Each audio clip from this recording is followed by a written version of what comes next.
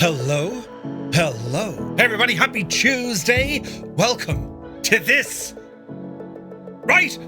The A2A Comanche has finally released for Microsoft Flight Simulator. And today, friends, yes, we get to check it out.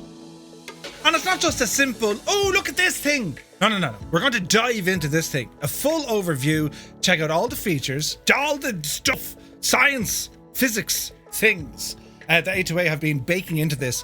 And it's using their engine called Accu-Sim. Right, so a Piper PA24 Comanche, the 250 variant. It's stunning, right? There's been loads of hype, tons of it, about this aircraft ever since Flight Sim Expo and a little bit beforehand. And, well, today you'll get a bit of a taste to see what it's all about, right? So, if you haven't bought it yet, if you've been scratching your head thinking, oh, I might, well, you know, to see what happens. Because, we have some giveaways today. In fact, we have 2 of these aircraft to give away live on this stream. So we'll start one after a little while, and then we'll do one a little bit later on. Hello there. Right, we have 2 of these. So come on in. You're probably working or lurking, or, you know, you're at home because you're unwell or something. Do you know what I mean? But yes, I managed to get home a little bit early today to do a thing, and I finished the thing, and now I'm here. Right? So, there's lots to see. Where do we start, right? Well, it's available now. It's available to pick up from the A2A website, and it's priced at $49.99. It's a $50 add-on, give or take, right? But anyway, it's a Piper PA24 Comanche, an American, single-engine, low-wing, all-metal monoplane. And it has a tricycle retractable landing gear, and it comes with either 4 or 6 seats. The Comanche was designed and built by Piper Aircraft, and it first flew on May 24th, 1956. Together with the PA-30 and the PA-39 twin Comanches, it made up the core of Piper's lineup all the way up until 1972, when the production lines for both aircraft were destroyed in the 1972 Lockhaven flood. What? Crazy. So, we're going to be, as I said, having a look at this. There is a manual available. If you want to grab said manual, it's over on the A2A website. You can download that and just have a read through it. It's a very detailed manual. It goes through all the features. And we'll start off at the outside, check out the modelling and textures and how it's all kind of put together. And then we'll jump inside and we'll go through a complete walk around, right? Because they're important now. Oh, yes. Walk arounds are important, lads, right? And we'll do other bits and bobs as well. We'll go for a bit of a flight, and we'll do a group flight later on as well, just for the sheer crack of it. Do you know what I mean? So the aircraft, it has a massive feature list. I'll go through some of the features here now, right? Because it's huge, right? And well, let's have a look, right? So it's a brand new external aerodynamics engine built with Accu-Sim 2.0. It's called their Merlin technology, right? Merlin, great name. So where's the button I'm looking for? It's over here. Look, I found it. Right. Bit of bigarra, right? Anyway, remarkable performance accuracy based on operating A2A's very own Comanche 250, November 6 229er Papa, over many years. Scott Gentile, the owner of A2A, well, it's his aeroplane, his actual airplane. So you can imagine the journey, right? Anyway, unparalleled aircraft feel, handling characteristics and trim behaviour based on extensive flight testing. A complete physics-based per-cylinder simulation of the Lycoming 0540A internal combustion engine, dynamic ground physics featuring true weight-on-wheel simulation, tyre side loading and response to different surface types. What? Advanced turbulence system and subtle wing flex simulation which responds based on turbulence strength, ground bumps, and fuel load. Advanced, right? Sophisticated airframe vibration physics with unique ground roll and engine vibration based effects. Authentic fuel system simulates, fuel lines, the primer, strainers, and even fuel contamination. We haven't seen this yet in Microsoft Flight Simulator. A lot of the older sim platforms, so like A2A released this on FSX and P3D, but we've never seen it in Microsoft Flight Sim. And the fact that they had to completely create a new version of Accu-Sim and the freedoms that's given A2A, it's absolutely put them in a very strong position, right?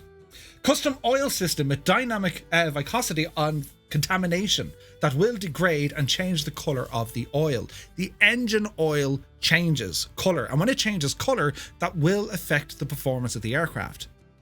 Staggering stuff. You can actually change the type of oil as well, and additive. I'll show you all this now in a second, right? Advanced engine starter simulation that physically turns the engine through its compression cycle.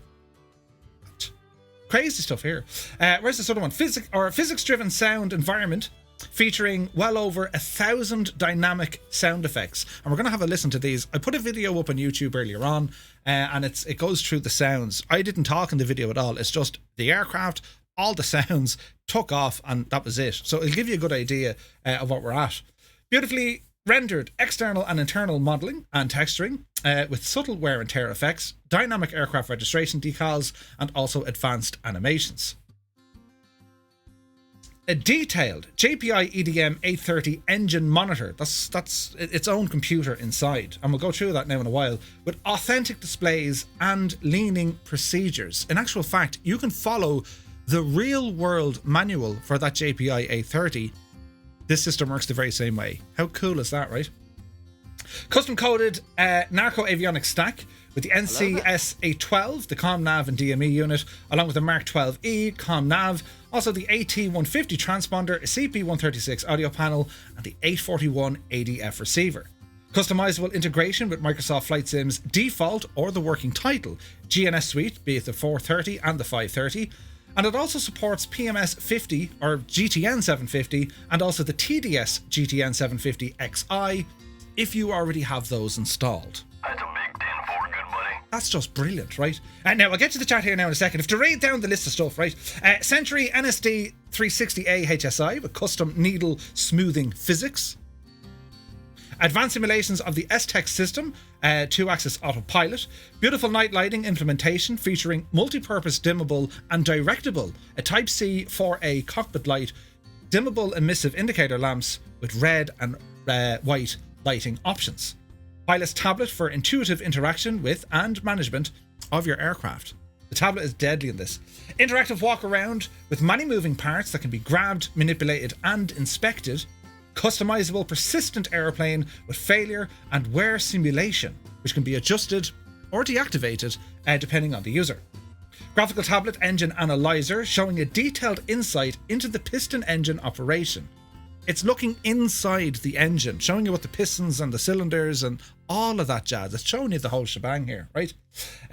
Real-time load manager with dynamic weight and balance indicator, electrical system analyzer and circuit breaker functionality. 2 naturally animated rear seat passengers and support for the native Microsoft Flight Sim avatars at the front, and a fluid in-sim performance comparable with default aircraft of the same class. Basically, this thing is highly optimized, highly optimized, right? Are we excited now? I think we are.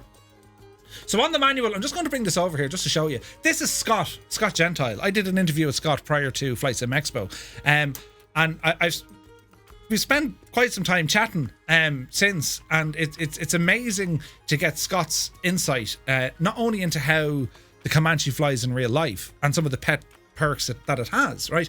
But it was how about getting it into Microsoft Flight Simulator. Now, a couple of things we need to be aware of.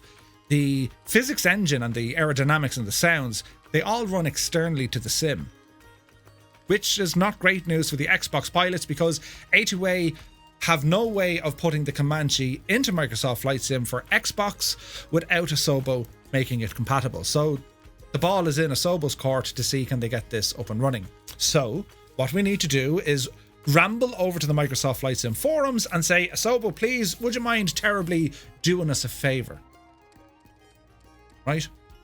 Anyway, there's all notes here about Scott explaining as to why it's been so long, some 3 years from A2A after the release of Microsoft Flight Simulator. And the reason why it took them so long is because they were building Accu-Sim 2.0, their Merlin technology, right? So while this new technology carries the same name, the same Accu-Sim name, the latest version was built brand new from a clean slate. Research and development is risky by nature, and there were no guarantees. It was difficult on our team to be in the cave, so to speak, away from our community. We couldn't readily share what we were working on as we didn't know which direction things would ultimately work as planned. However, here it is, lads, and we're up and running, right? So, A2A Comanche, community, A2A Comanche.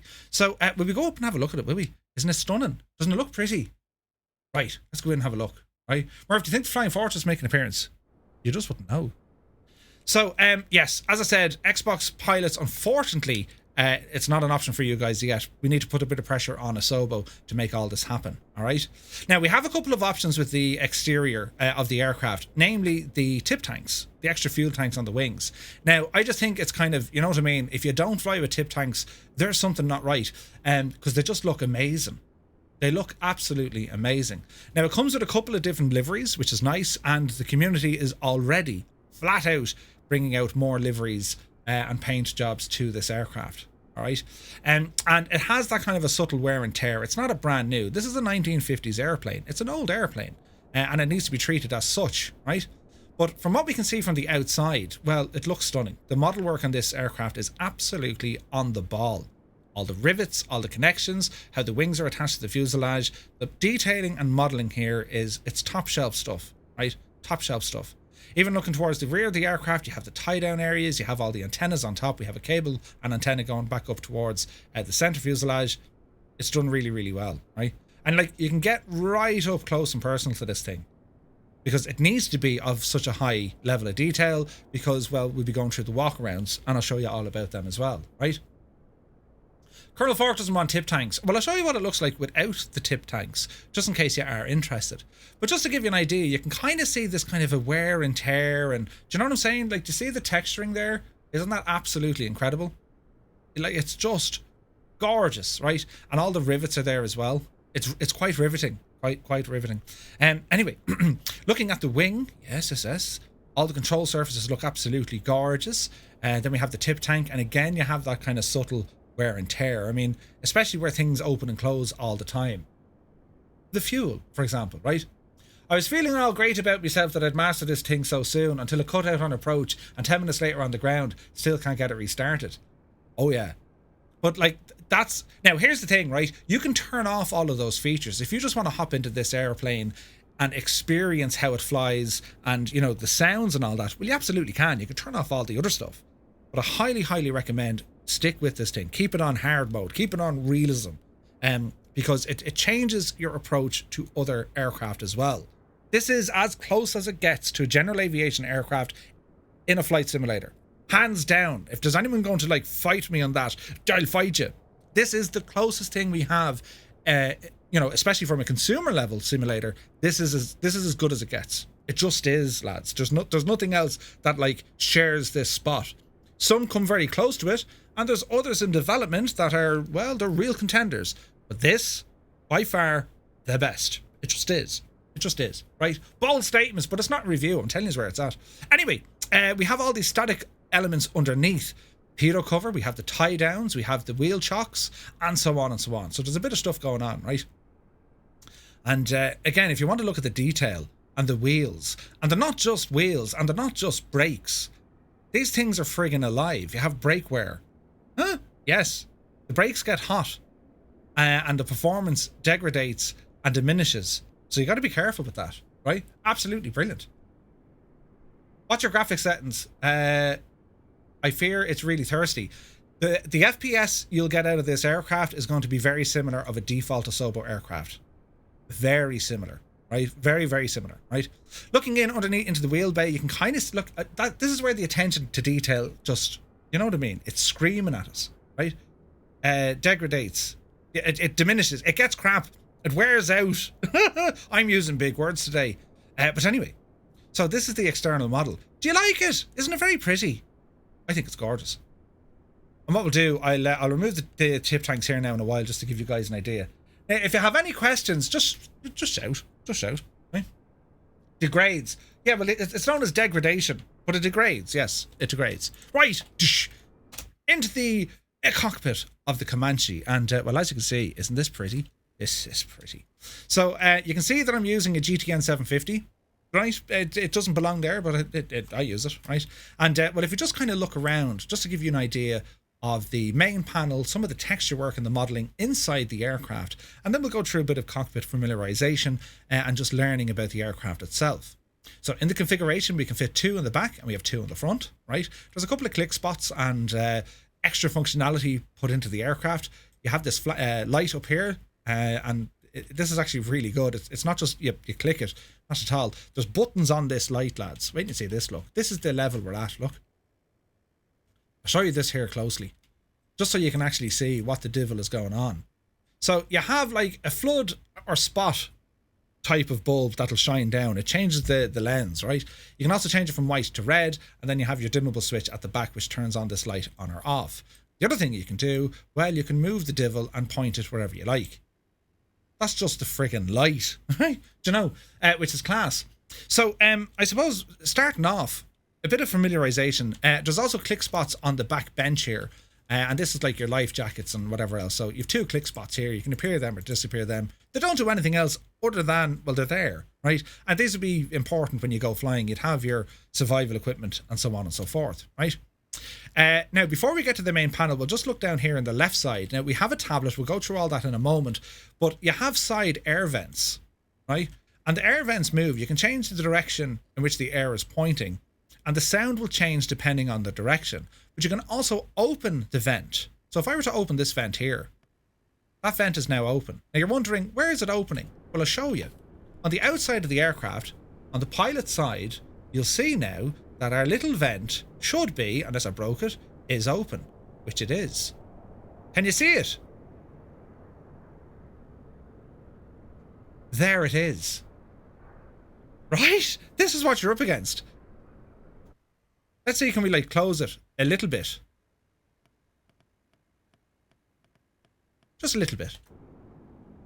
The thing moves, lads. How friggin' cool is that? It's just an air vent. And it's the same in the back as well, right? Absolutely banana stuff going on here. So we continue on inside the aircraft. There, that's your air. You have an ashtray. 1950s, you gotta love it, right? You have ashtrays in the thing. And, well, moving across the top of the glare shield then, you have your magnetic compass, you have the sun visors, and there's physics coded in these as well. You hit the runway too hard, these drop. You jump into a stall or a spin, they move and they shake and they rattle and they vibrate. They do all that kind of cool stuff, right? Up on the very, very top, we have our trim wheel, right? So we go neutral or we go for takeoff. That's kind of where I want it. We have a number of floodlights and switches. So we have switches up here. We have a red light, which is actually located in this little area here, if we want to fly at nighttime. And then you have your rear lighting here. These are all like flood lamps. The passenger vents and also the other side vents, these work as well. Everything, like, look at that, like, you know, that's what you're up against. And if you turn on the air vents and the blowers and you point these towards the, you'll hear the camera, you'll hear the sounds intensify based on the position of the camera. Right? It's super. Hey, Two Cats is here. G Slayer's here. Good to see you, lads. So yeah, it comes with about, I think it's 4 liveries so far that it comes with. All right. So down on the ground, before we get to that main panel, down here, there's state saving on the aircraft. I left my fuel valves open. We'll turn them off at the moment. They're grand, but we'll leave them off. But that's where you're, right? That's the fuel. You also have an emergency gear extension handle. There is damage modeled with the aircraft. Systems can fail, right? This here is our flap lever. We're going to use that when we're doing our walk around check. There's just a little model here of the POH. We don't need it. And as we move up and along, we come to the main panel itself, right? So I need to remove this very sophisticated scientific bungee because that's my control lock. So we're going to use that, right? So Brady Sane, welcome in. Many thanks for the follow. Two Cats survived another flying lesson. Nice. Please tell me the sun visors don't have to be manually pushed back every 4 minutes like the ones in my car. Depends on what way the turbulence is. You know what I mean? If you have a look down, and I just want to show you some of the attention to detail here, right? So we have our rudder pedals and our toe brakes. They're all modelled, yeah? And if you look up, here is where all your circuit breakers are. And they're fully modelled. All the systems work. They're all there for us, which is cool, right? Absolutely deadly. Now, so looking across the main panel, as I get my view set up, well, we can see that we have a GNS over here, or GTN rather, over here on the left-hand side. We also have the Narco CP136 audio panel. You have our main 6-pack located here with this very, very fancy HSI, right? And there is gyro drift, so you have to kind of zero the gyro to get a proper heading. Your altimeter, you have a stall warning indicator light, you have your normal chronometer. Now you might be wondering, as you're moving over these instruments, a little icon appears, a little thumb appears. That's only to do with the legacy labels. Some people, if you've used this aircraft before on P3D, they were able to get the instruments. If they were not accurate, you could tap them. That's not active on this aircraft. So just in case you think something's broken, it's not modeled. The reason why the little thumbs change on your cursor, it's just to do with the legacy system of Microsoft Flight Sim, of how it focuses on things. All right. Right. So moving across, this is where our JPI A30 computer is. Moving down the way, we have our fuel quantity, fuel pressure, oil pressure and temperature, and your ampemeter in here as well. We have our EGT, engine gas or exhaust gas temperature, and we have cylinder head temperature. We have a gyro suction indicator, and again we can see manifold pressure, RPM, fuel flow, right? And then we have stuff for our ADF and VOR stuff. And last but not least, over on the right hand side, we have a little Hobbs meter. Now, to disappear the yokes, you click on the yoke, and you can open the little door and the sounds. And just to be clear on the sounds, these aren't just, yeah, that sounds like a little thing opening, right? These are the actual sounds recorded from Scott's actual plane. Like, you can imagine now Scott having to sit in the cockpit here one day, get out the recording equipment and say, right, hang on, I need to open this door. Yeah.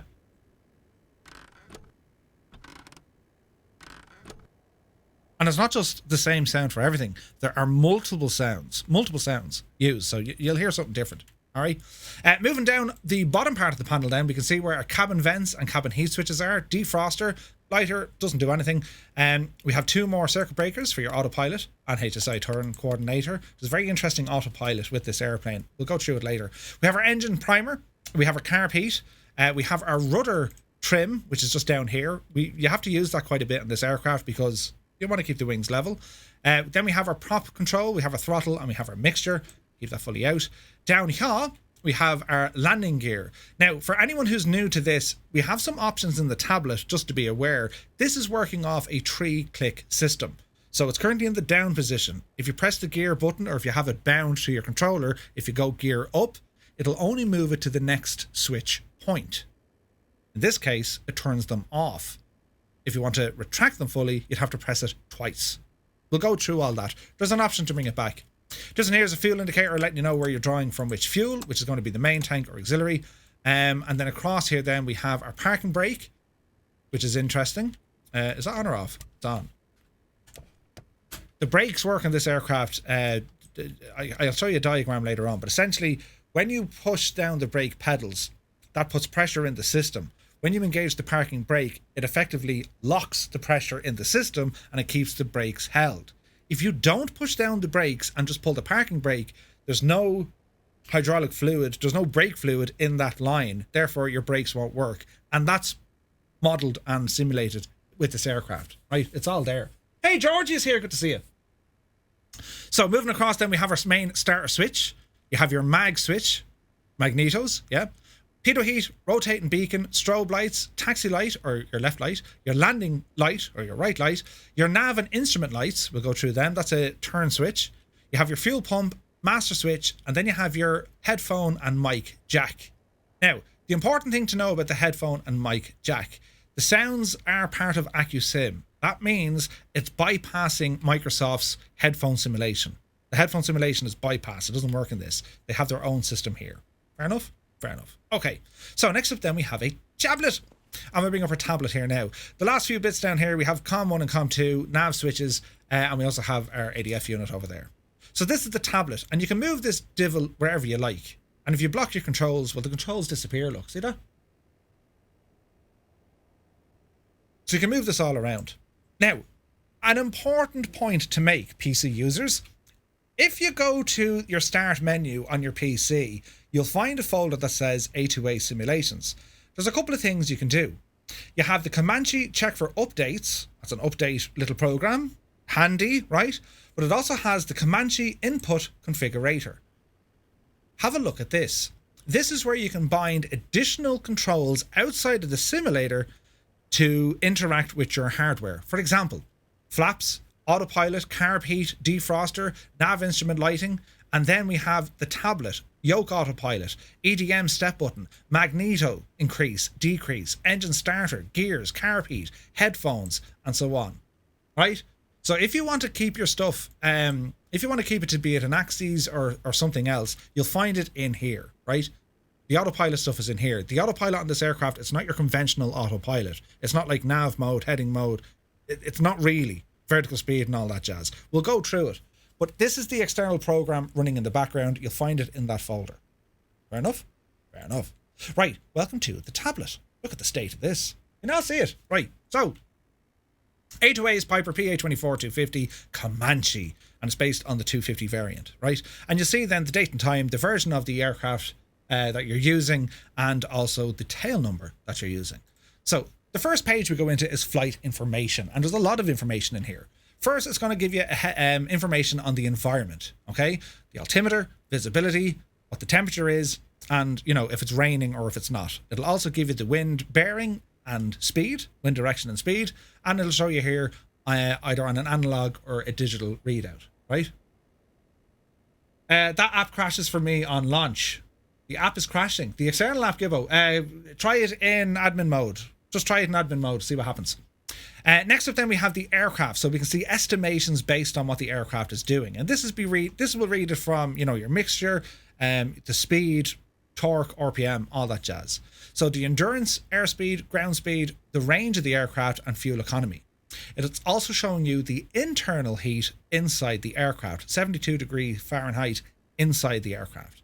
And then we have our speed and power settings: takeoff, climb, cruise, approach, and landing. So next up we can go to the checklists.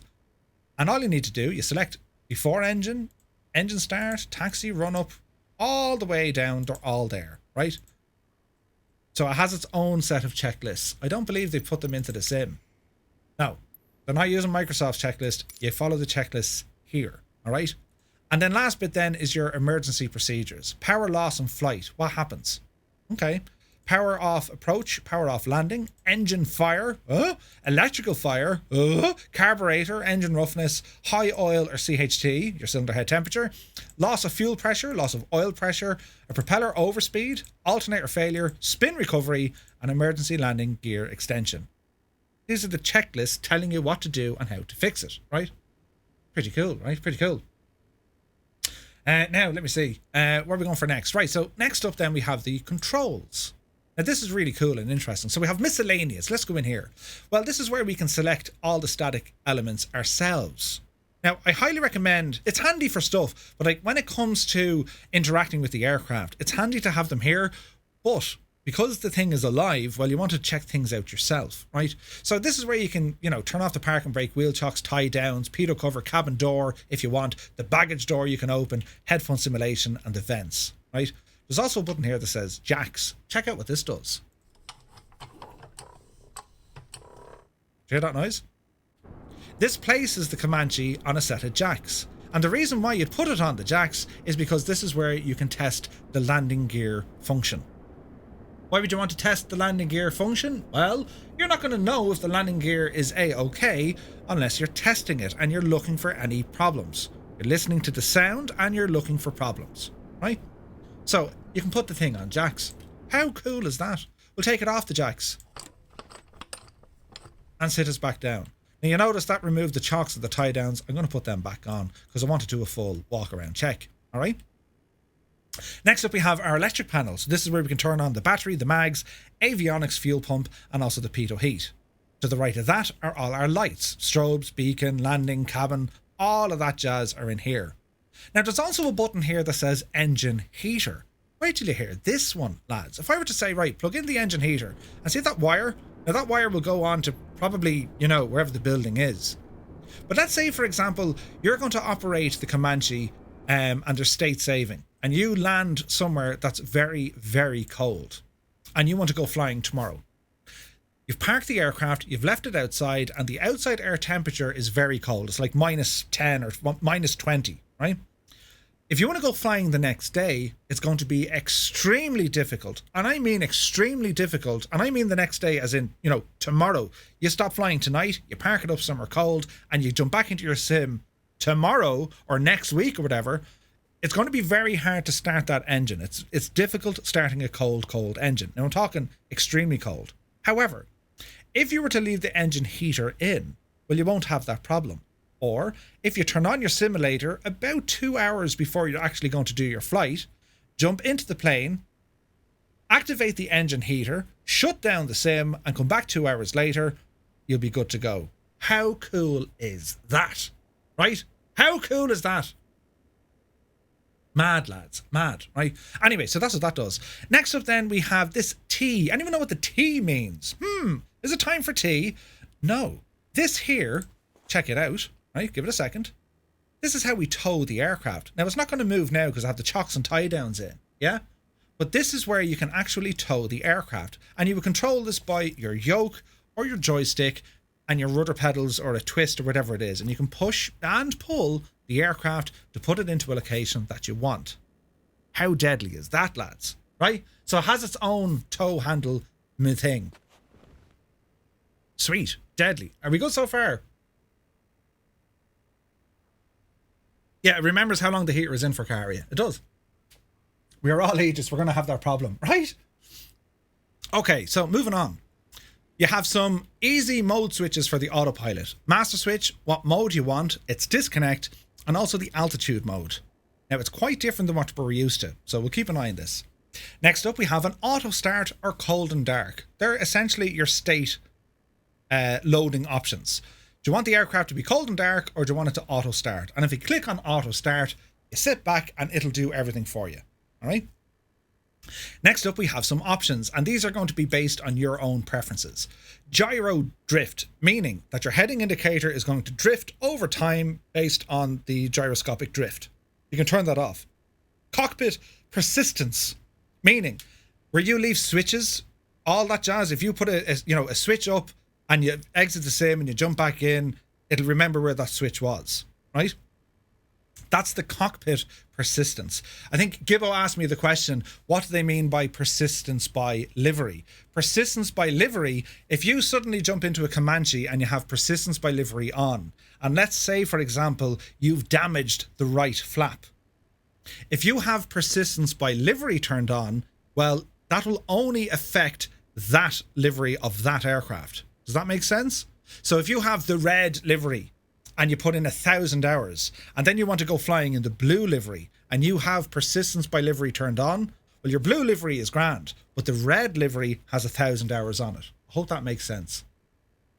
I have to quit my job to play this. Hey, Iowa Scotsman is here. Good to see you.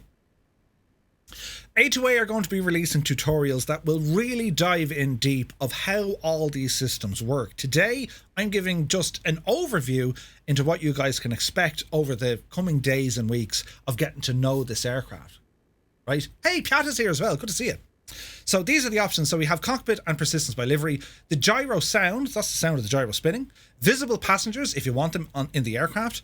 Realistic parking brake. So if you have this engaged, that means in order to turn on and off the brakes, you need to apply the brake pressure first, then engage the brake, and then, let off the pedals. Or you turn it off and you just do your thing. Nicotine 70 is here. Welcome in, welcome in. You have tablet volume. If you want like click spots, which you can have, click spots. So, hello there. Where's the handiest way to do this? Here are the clicks.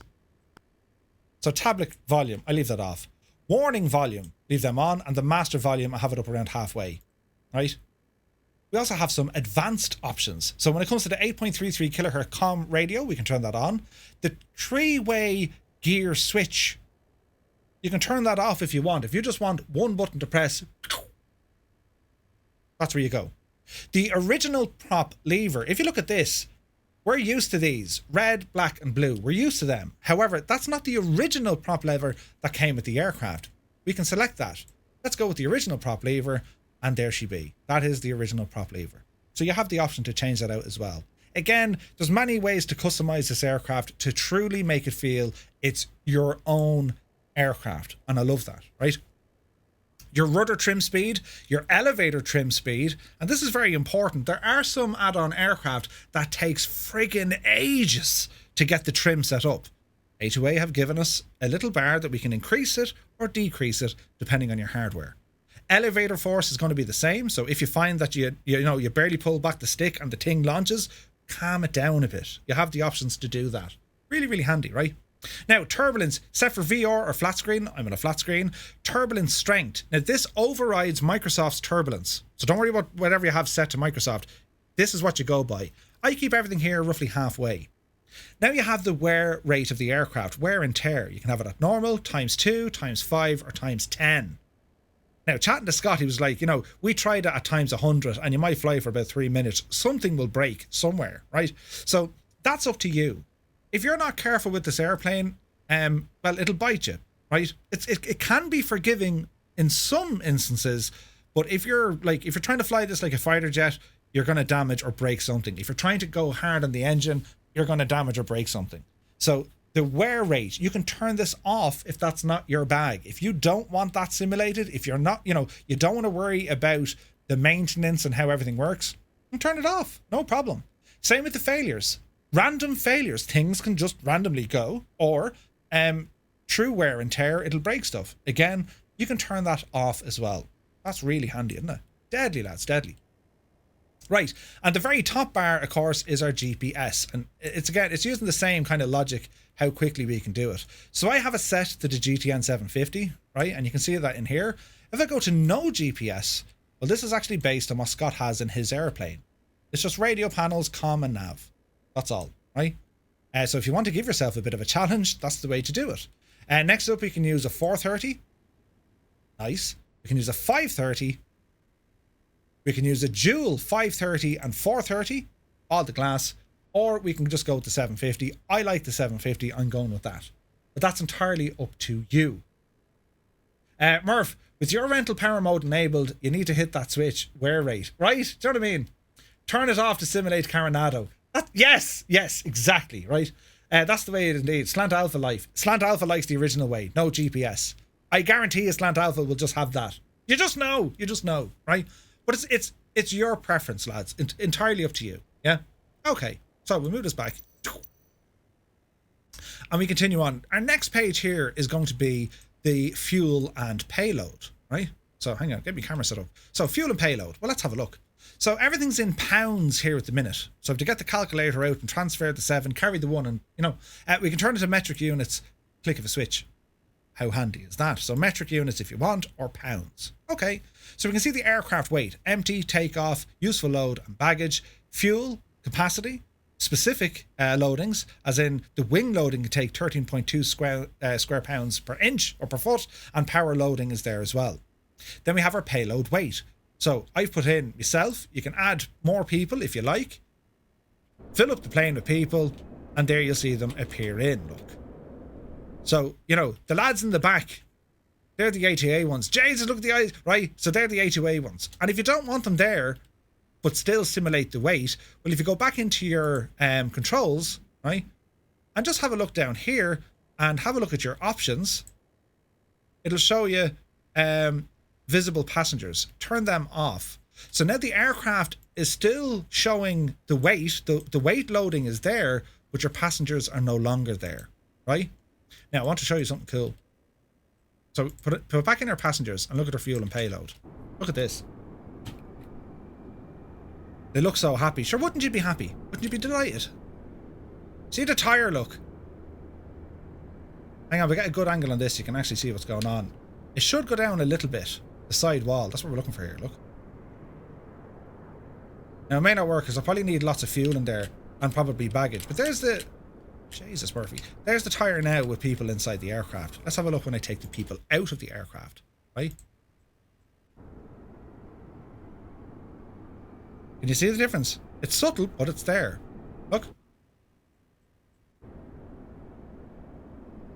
So let's say, okay, there's about 2 mouse widths, 2 cursor widths across that. If we take them out, there's only about 1. The side wall. It pushes out. There's weight pushing down on it, right? Pretty cool. And the same with the front as well, right? Okay. the camera set back up here. Right, so we'll go back in. It's only going to be me, you know, Han Solo flying. Now, if we have a look down here, well, we can see, right, we can use a click to say light, medium, or heavy. We're going to do the fuel ourselves, and then we can update the digital engine monitor. Leave that alone. It's based on what we're already doing. We want that to be as it is, but you can update that based on changing the fuel from within here. All right. Okay. Next up then we have the maintenance page, and this is where this aircraft truly does come to life, right? So we have the airframe. And you'll notice that, okay, there's a couple of bits and bobs here because we have these extra things. For example, right, we can remove the tip tanks. Click of a button, the tip tanks, they're gone, right? They're just gone. Where's my button? There we go. There's now no more tip tanks. We have removed them, right? And it's not only a case of removing them, that absolutely changes the performance, the speed, the range, everything, the aerodynamics of the aircraft. It changes it. It's not just, they look pretty. That's going to change your flight. And it's cool, right? It's cool. So, what was my view? Back in here. I'm a tip tank kind of guy. Now, there's other things we can put on. We have the stabilator, your elevator, the tips, and I want to show you something here. Do you see these cool looking tips here at the back of your elevator? See these gadgets here? See the point? Yeah? This gadget here, well, I can get rid of them if I want, right? Jesus Murphy, your buttons. I can get rid of them if we want, so remove them. And that's just your normal elevator or stabilator, right? But I want to show you something here. Look at what our potential speed is with the aircraft looking at our airspeed indicator. Maximum speed, 200 miles per hour. Okay, well, what if we put these back on? The stabilator tips. Goosh. Maximum speed is now 230 miles an hour. It makes a difference. It affects the aircraft, the performance, the range, as I said, the whole shebang, just by having bits and bobs attached to your aircraft. And there's a number of things. We can put on the wing root fairings. We can put on the gear lobe fairing, the wing gap seals. So let's have a look at the wing gap seals and the root fairings. So if you come up here and have a look at the wing, right? In aerodynamics, you've often heard of what was known as dirty air, right? Dirty air is essentially, it's not a clean way or an aerodynamically sound way of the air being able to pass over a surface, over or under. So it typically becomes dirty air. It's bouncing, and if it's bouncing, if the air is bouncing and it can't flow smoothly, it creates vibration from the aircraft, but it also induces drag, right? It induces drag. So if we were to put this in, the gap seals and the root fairings, see the way you have this new kind of a cover? See the way it's bolted on there? See that plastic that goes there? And that goes around the wing. And then the second part of it is toward the rear of the wing, because that's where the air scoops down. So see the way you have this lovely kind of smooth edge now? It's almost like a fin. It's directing that air and to be, you know, to flow a lot smoother over the wing. If we remove that, you can see then it's a flat edge with a flat edge. The air kind of bounces off. Right? Deadly, right? Like it's you know what I mean? That's the level that you're at. It's entirely your preference what way you want to fly it. And I highly recommend, well, try experiment with it. Have fun with the thing, right? Depending on the weather, the range, the weight of your aircraft, try them with, they're an upgrade. Hey, yeah, I'm after getting a top speed of whatever, or, you know, I managed to fly from point A to point B in favourable weather conditions, 20 gallons less than you did. Why was that? That's why. That's the level it's at, right? Pretty cool, right? Anyway, we continue on. So what else do we have? We have a slipper fairing, which is up at the front, and then you have your gear lobe fairing. There's a little fairing at the back of the gear here, look. See this little gadget here? See that kind of a rounded box? That's the same idea as well.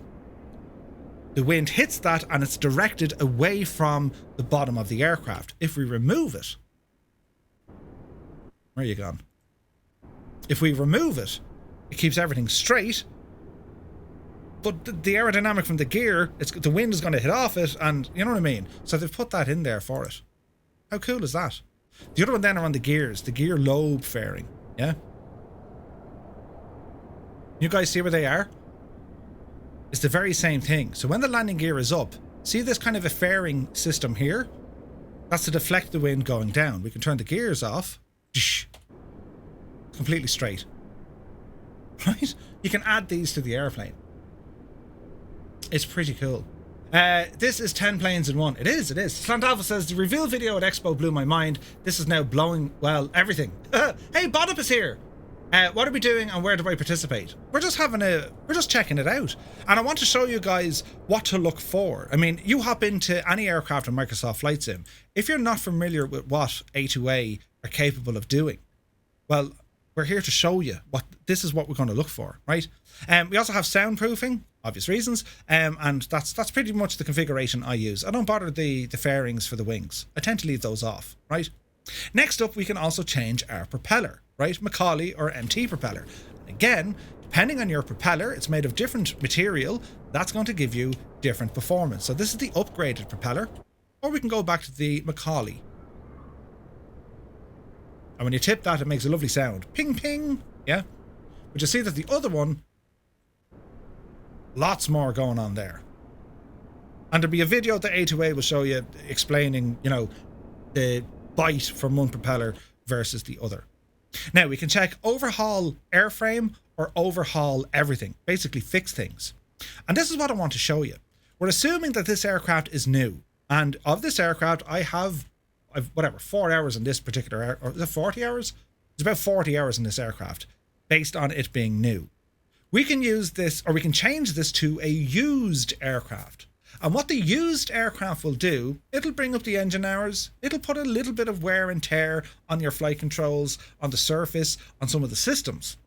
If you select auction, well, sure, you don't know what you're going to get. You could be lucky, it could be a well-maintained aircraft, you could be very unlucky. Right? And this is where we're going to see the importance of doing a walk around check. This is the importance of it. Also, this is where we're going to see a challenge. So this is what I absolutely love to do with this airplane. And this is what makes it fun. If I want to save every single flight like the other and have that persistence, my airplane, I'll know if I see something wrong, well, then I'll keep everything the way it is. If I want a proper challenge, right, what I'll do, I'll ignore all the inspections, as in I'll ignore the tablet inspecting everything for me. I want to figure this out for myself. So when I do a walk around, I'll listen and I'll look for any problems that might be.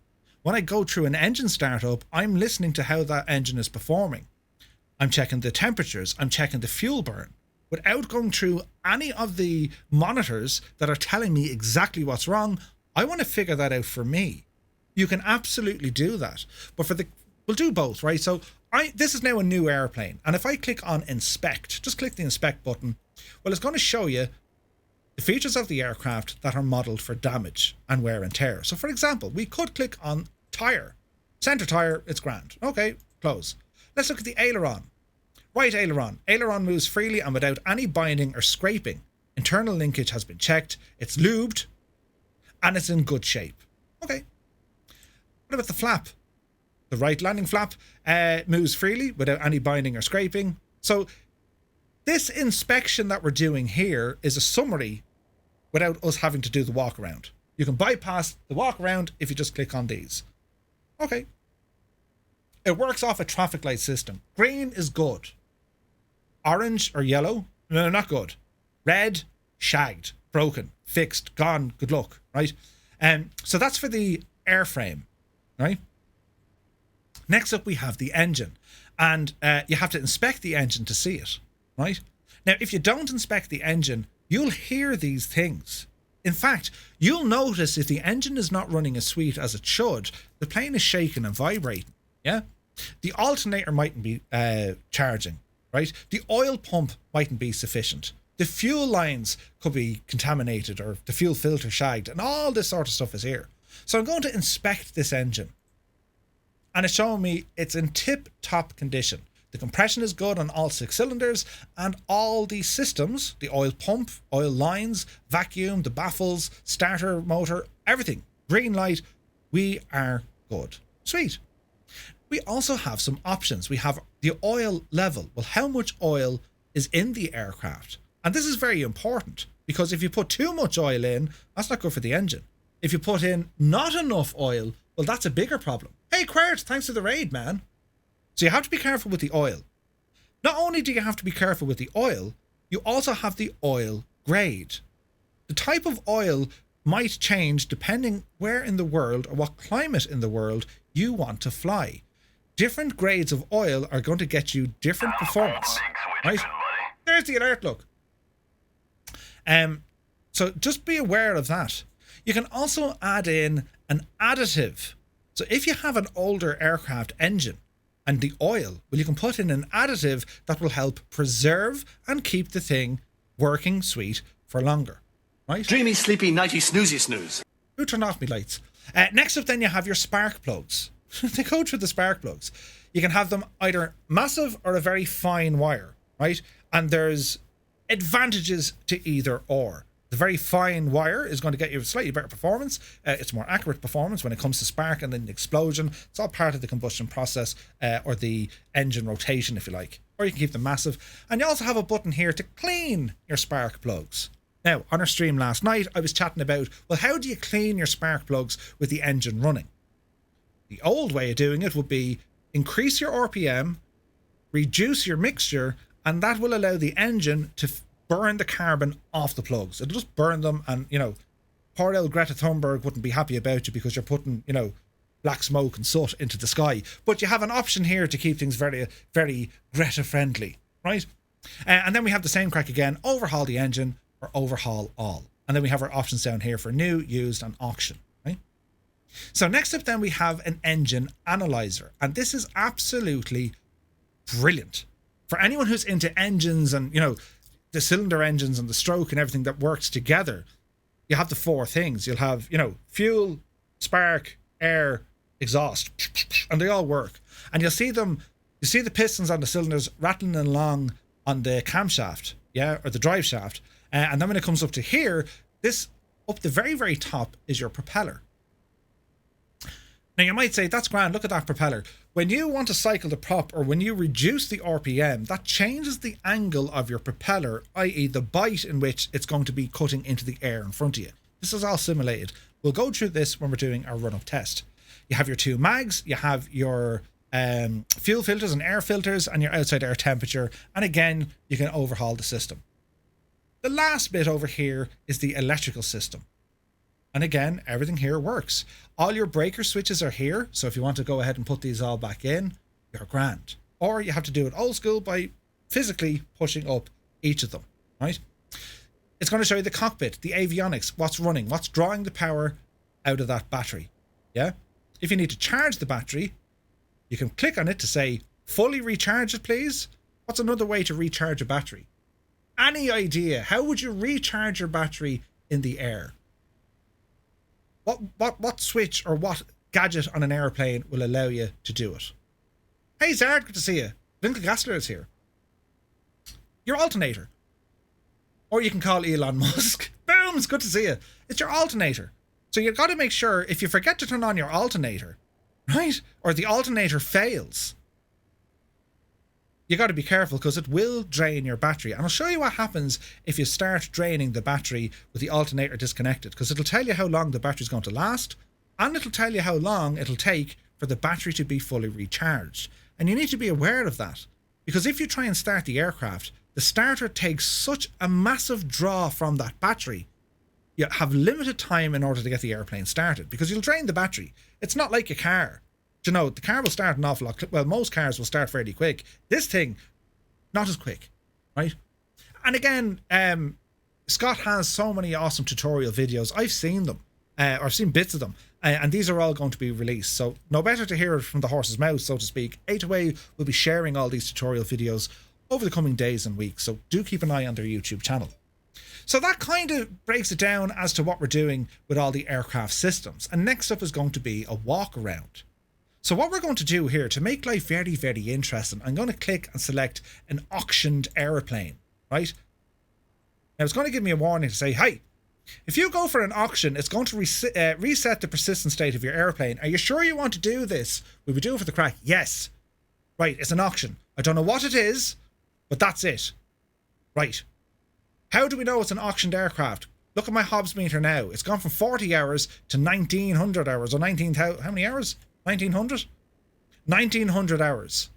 So the airframe, there's hours now on this aircraft, right? And I couldn't tell you what's working or what isn't working. So let's do a walk around. To do a walk around, what we need to do, well, we need to open up our fuel valves. Why? Well, we need to test the fuel. You keep them closed, you ain't getting the fuel. All right? That's the first thing you do. You'll also ensure your parking brake is set, and we're going to lower the flaps because we need to check the flaps physically to see are they working. Okay, flaps are set, and we're now going to start a walk around. We go to the walk around button, and we'll go to the first station. Are we ready? Welcome to the walk around mode. And here we get to test all the control surfaces, the fuel, the lights, the whole shebang. This is where we do it. All right. So we're going to start off with the flap. That's fairly tight. Remember, they're in the down position, so they can move a little bit. Now, if I cycle the flap, what I'm listening for, any sort of rubbing or scraping, or because you'll hear it. If it's damaged, you will actually hear it, right? That flap to me, yeah, that seems good. Okay, we'll move on to the next. Next we have the aileron, and it's going to be the same crack again. You just slowly move the aileron through its, movement range, and we have a listen.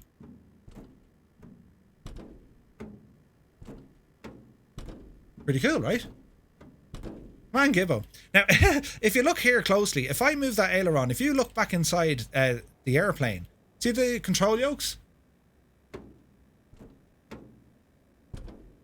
Right? How cool is that? Now, the aileron to me, it sounds great. What you do, you'd have a closer inspection. You go in and you look at all the linkages. You'll check where the bolt and the nut is. You make sure everything's good and tight. All right? Good and tight.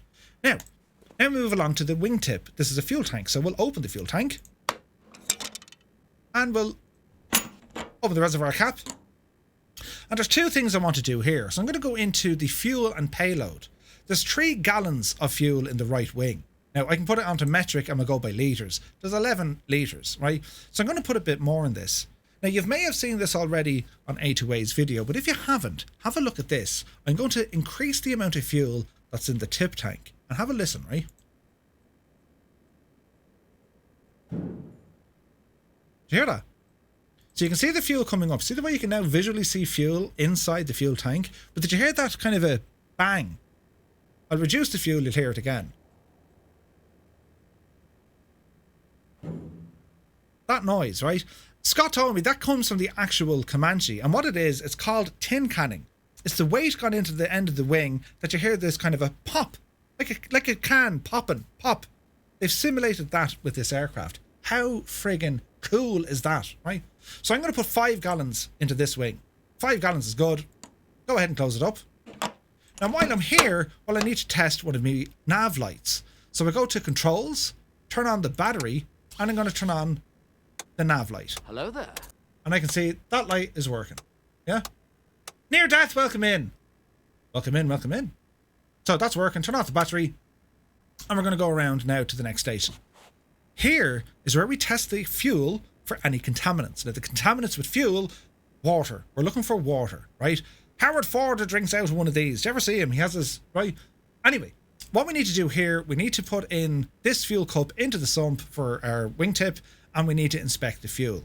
And again, A2A have simulated any sort of discoloration. You'll see water as clear and fuel which will sit on top of water. So we need to test it. So all we do, we grab it and we push upwards, and you'll see it and hear it fill up. Now, looking at that, that looks pretty good to me. It looks entirely blue. Blue is what we want to see. That is the colour of the fuel, our avgas. That's the colour, right? So that looks good to me. If it was the case that I saw, clear liquid on the bottom, that's an indication to let me know that there is water in our fuel system. Remember, this airplane, we've just bought it. It's from an auction. I don't know how good the pilot or the owner was, so we need to check these things. So, we're good here. We'll go ahead and go to the next station. Next up, we have the right landing light. And again, if we want to test this, you're going to make sure there's nothing broken on it. You go back into your controls, turn on the battery, mind your lights, or mind your eyes. We're turning on the light. Yes, that light works, and there's no problem. Sweet. We continue on. Now, I want you to listen to these. This is just a bit of tie down rope, right? Have a listen.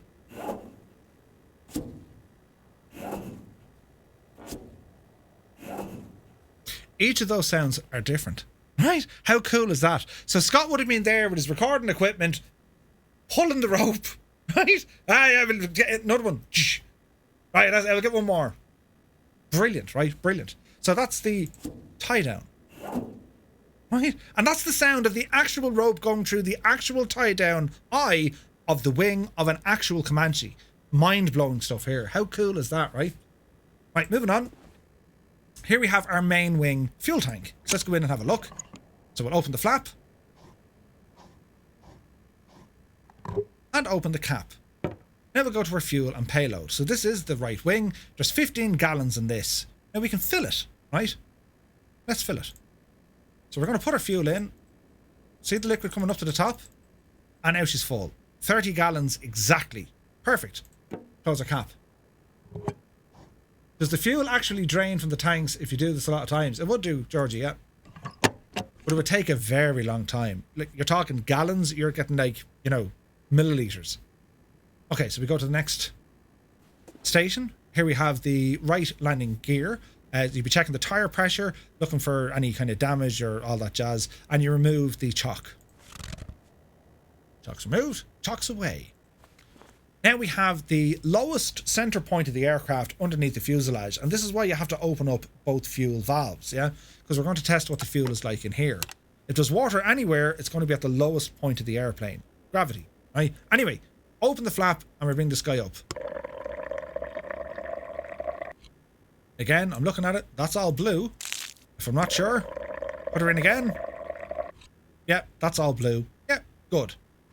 There's no water there. Get this guy fully down and close the flap. Moving on, we have our main propeller. What you'll be doing here, it's a visual check. You're checking the propeller, there's no cracks or damage or lumps taken out of it. You're checking the air intakes, the radiator. You're looking for, I don't know, birds' nests or debris or foliage or any of that kind of jazz. Yeah, that's what you're checking for there. Next up, the engine oil. This is what we need to really focus on. Remember, this is an auctioned aircraft. We couldn't tell you how good or bad the engine is. The engine oil is going to give us a good indication. Now, that engine oil isn't too bad. It's not completely black, but it's not too bad. What we're going to do, we're going to change the engine oil, right? We're going to change the engine oil. You guys see the color there? So what I'm going to do, I'm going to go to maintenance. I'm going to go to engine. And my oil grade, there's 9.2 quarts of oil. I'm going to reduce some of the oil. Right? So I'm going to drain out that oil. And now I'm going to put back in about 9 quarts. Or quarts. 9 quarts, that's the magic number. Can you see how hard it is now to see that oil? That means it's clean oil. Right? The dirtier or darker the oil gets, that's basically all the contaminants mixing with the oil. It changes the color, right? And if anyone who's changed the oil in their car, you'll see it. The second you put new oil in, you drive it for 30 seconds, it'll come out black again. That's just the way it is, because it's moving around the engine. It's a build of a carbon in there, so on and so forth, right? Over time, this will start getting darker and darker and darker and darker. Now, I think it's usually every 50 hours they'll change the oil on an aircraft, typically, or pilots will know by looking at the color of it. And like in some weird instances, you'll actually get kind of particles built up on that. You know, if you wipe it off in a cloth, or if you put it onto the top of the plane, well, you actually see the particles come off, and the actual oil will move away from it. It's all there though. You can see it. So I'm happy enough with 9 quarts of oil. So go ahead and close that, and we continue on. Sweet. Now go to walk around and next page. So left main fuel tank. Go ahead and open this. It says 30 gallons. By the way, if you guys are new here, thank you also very much indeed for tuning in. If you haven't already, sure, you might hit the old follow button. We're on the road to like 8,000 followers, and then everyone's coming over for dinner. I don't know how I'm going to manage it yet. Do you know what I mean? But we'll get there. We'll get there. Now, here's something that Scott told me. He knows there's like a little kind of a telltale when you're putting in fuel quantity, especially if you go to another airport and the refueler will come up and say, yeah, there's 30 gallons in that. Are you sure? Yeah, I counted it myself. I'll show you how to do it. If you look closely, see this little breather hole here? That's designed for any sort of excess fuel to go out. So that there is the maximum limit line. When it's to that absolute line, then you got 30 gallons. So if we want to top up, where am I going? Fuel. So we're going to top up the fuel, and you'll see the fuel coming up.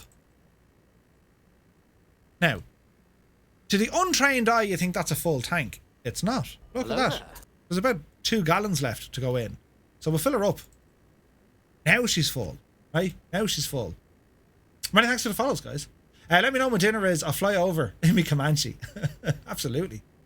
Okay, so we're happy with the fuel here. Go ahead and close the fuel tank.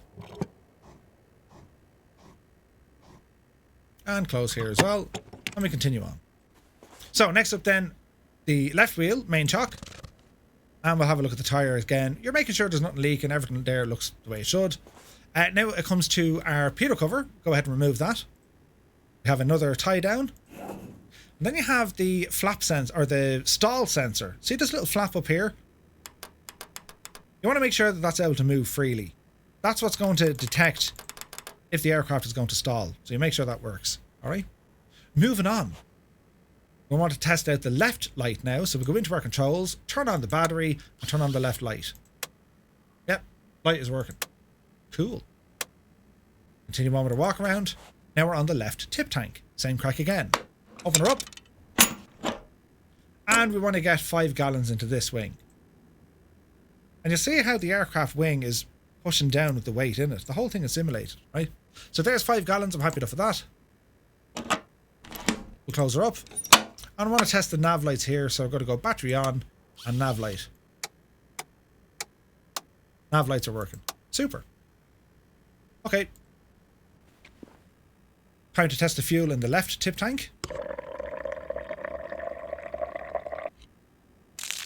A little bit harder to see. But that's all fuel. It's all blue. That's okay.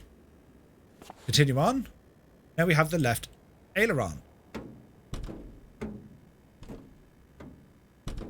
You'll hear a sound if it's not right. It'll make it like you'll hear it. That's very good. Nicotine with the sippage. Mind yourself. Ah. Now, moving on. Flap. Fairly solid. We'll go through the full operation.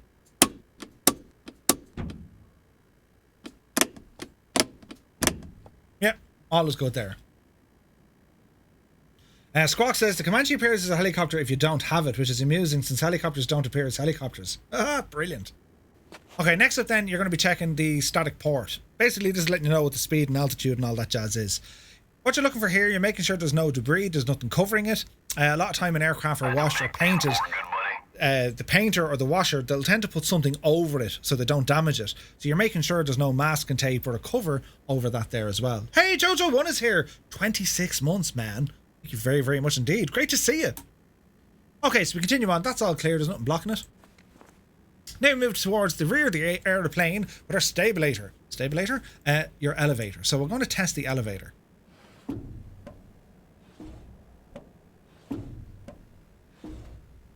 Okay, sounds good. Get rid of the tie down. Now, for the rudder is attached to the nose wheel, so you're not going to get much travel here. You want to make sure it's good and tight. Hello there.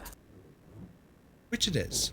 Just small little movements. Don't go too hard because it's attached to the nose wheel. Yeah, that looks good to me.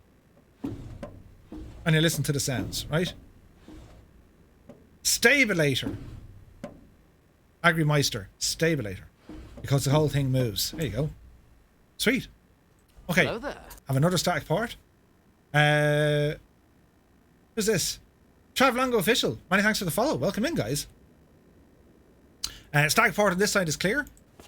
Now you have the load manager, or the live load manager. This is pretty cool. So you can actually, it's cool, right? So we'll open up the door just by clicking. In goes the key, and it opens up, right? And you can put in your bits and bobs, i.e. the little bag, and so forth. So if we move this. Well done, Murphy. You press the wrong button. There we go. So we'll open that. And we want to get the bag in. So we get the orange bag in. A little overnight bag. toolbox and then, you know, a bigger bag. It's just different weights go into it, and you can see the aircraft starting to hunker down with all the weight inside. Yeah? You take everything out, see it bounce back up again. How cool is that, right? So we'll just kind of carry what we need, which is this. That'll do, and we'll close the door. Lock it in, and that's our walk around complete. How cool is that? Brilliant. It looks like the right and left flaps are not in the same positions.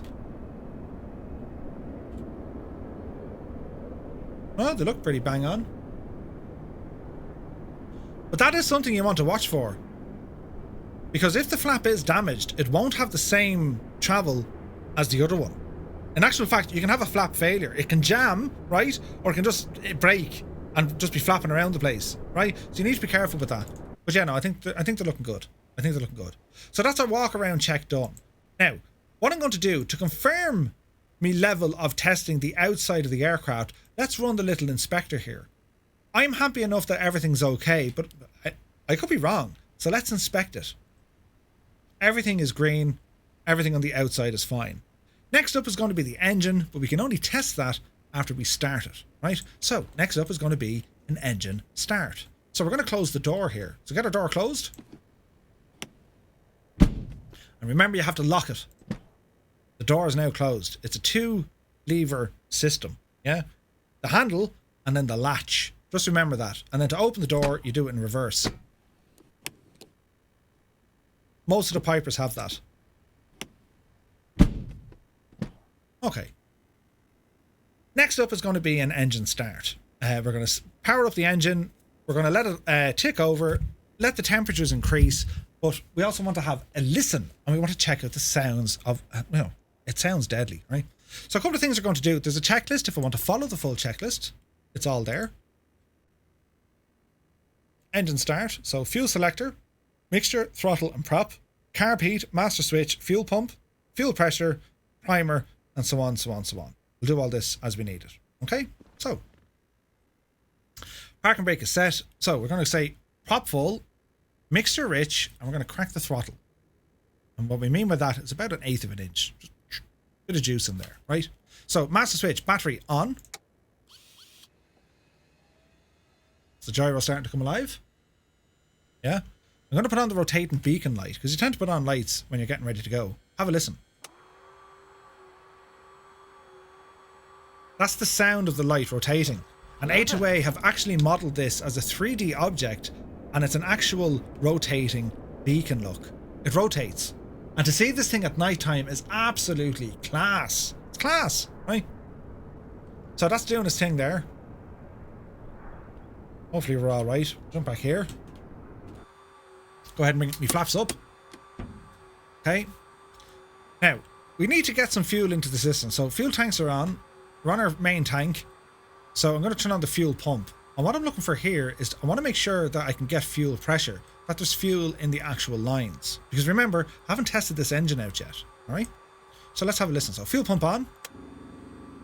Now, as we do that, it takes a few moments for that fuel pressure to go all the way through the lines and in past the sensor. And see how slow that is moving up? Now the good news is we have good fuel pressure. The fuel pump is working. We've just tested it. Brilliant, right? Now, while we're waiting, I'm also going to introduce some primer. Somewhere between kind of 3 or 4 for this temperature is ideal, right? If you try and start the engine without priming it, you're going to be in trouble. All right? Okay.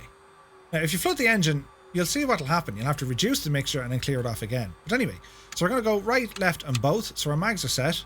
We'll open up our window. This is where you're going to say clear prop. And then we're going to go for a start on the aircraft. Right? Are we ready? Mind your ears and let's see what happens here. So, clear prop.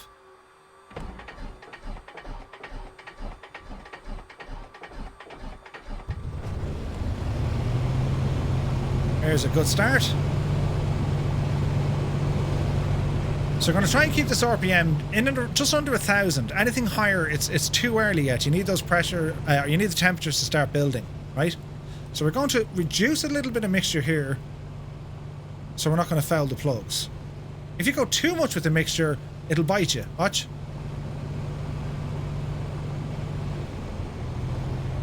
See that? So you're just reducing a little bit of mixture. Okay, so we're going to close the window. Now, with the engine ticking over, we're listening. Does it sound okay? The best way to know what an engine is doing is letting it be idle. So let's see what happens.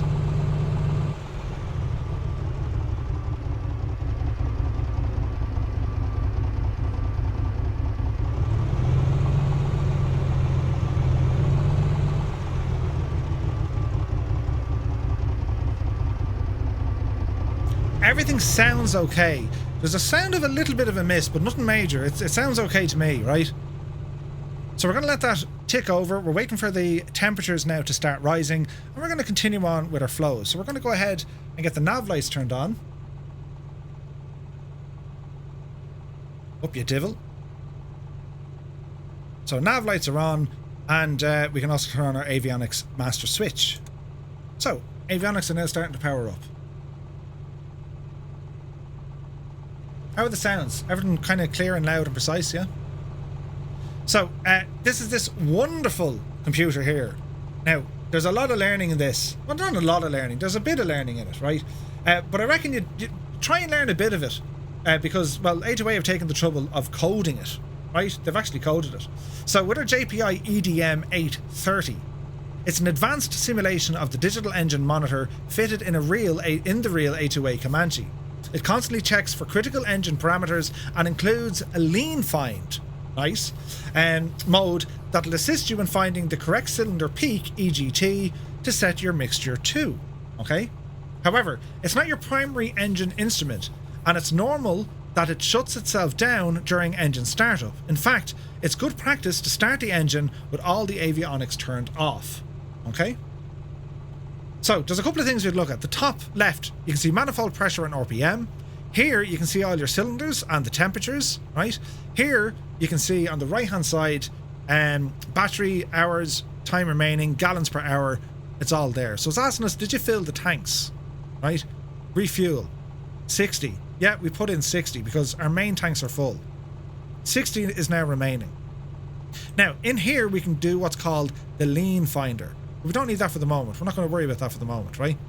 So we're currently burning 1.6 gallons per hour, and it'll go through, it just flashes all these bits and bobs. It'll tell you all the information that you need. How much fuel used, calculated remaining fuel, and so on. Calculated time. It's all there, right? And you can cycle them by using the step button. And then you can do the lean finder. Now you can be lean or rich of peak. We'll get into that a little bit later on, yeah? Now we need to make sure that all our instruments are working. So yes, fuel flow indicator is working. The ADF unit will turn on. Manifold pressure is okay. Suction indicator is working. Cylinder head temperature is quite low. Oil temperature, that's the one we're looking for. That needs to come up a little bit. It's only in around 50 or 60 degrees, yeah? Our ampemeter is charging the battery, perfect. Oil pressure is in the green. Fuel pressure is in the green. Our EGT is well within limits. Clock is looking good. So we've a good start in the engine. Temperatures and pressures, they're all now starting to come up. So what we're going to do now is get our avionics set up, right? So our current heading is 150 degrees based on our magnetic compass. However, our HSI is telling us we're at 300 degrees. So we need to change this, yeah? So if you want to change it, you push in the little button and you turn the dial all the way up to your actual heading. Because this thing, as I said, will drift. You can turn it off if you want. There's also a hotkey inside Microsoft Flight Sim. If you want, click of a button, boom, it'll zero it. Right? So every kind of 10 or 15 minutes, you want to be on that, yeah? Now, that's looking good to me. So, unlock that. Next up is going to be our barrow. So we want to set our barrow to whatever the local is. I've got saved with a B key.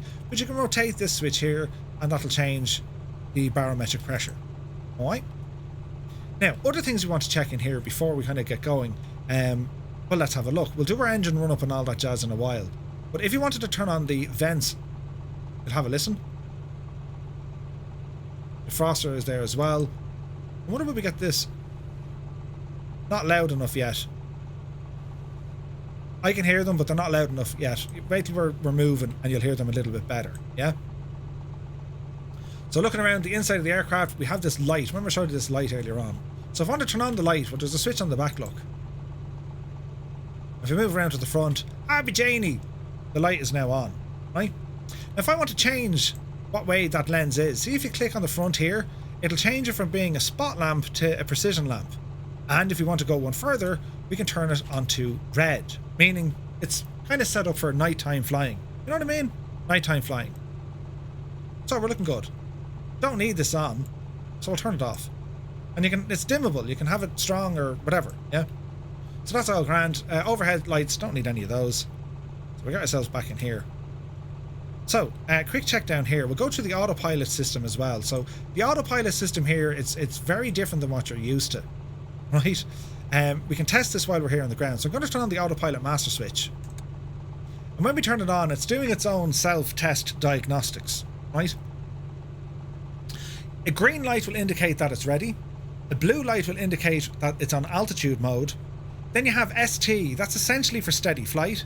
HD is heading mode, and then you have track low or high, and that's based on VOR or GPS or whatever it's going to be. A low track is what I tend to use it in, right? If I want to put it into altitude mode, it'll work as an altitude hold or a pitch or roll hold. It'll hold it. It'll actually hold it, right? So if you were to say, right, okay, put me into heading mode or put me into a pitch hold. If you want to pitch the aircraft, hold it at say 1,000 feet per minute, then engage the altitude engage, it'll hold 1,000 feet per minute. But you have to physically do it. If you want to roll the aircraft, it'll hold that bank angle. Same idea applies. Same stuff, right? So we can have mode switches here. So if we look at our HSI, for example, and we're going to put our heading indicator to where we're facing. I'm going to just bring back the yoke here to show you. I now want to test this, so I'm going to hit the autopilot mode switch and I'm going to put it on heading mode. If I turn the HSI or heading indicator to 180 degrees to the right, what I'm testing here is, see the way the yoke is trying to turn? It's trying to find that, yeah? And it will find it very, very, very slowly. That's just me testing to make sure that the autopilot system is working, yeah?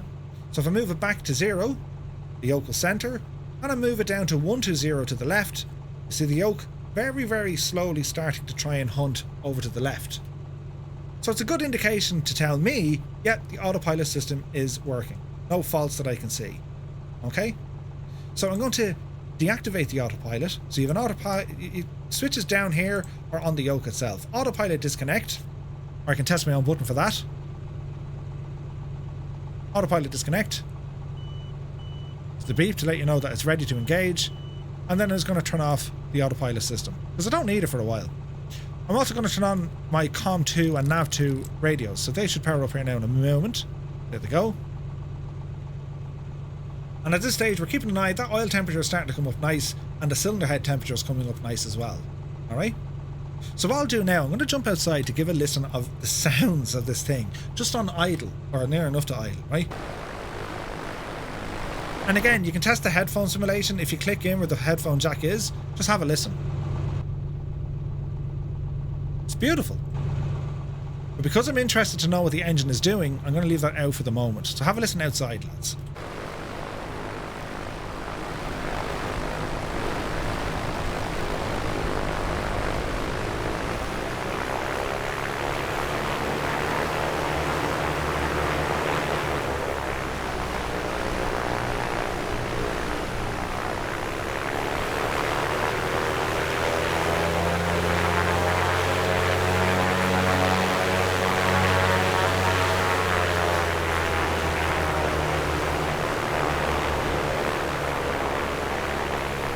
So far, so good.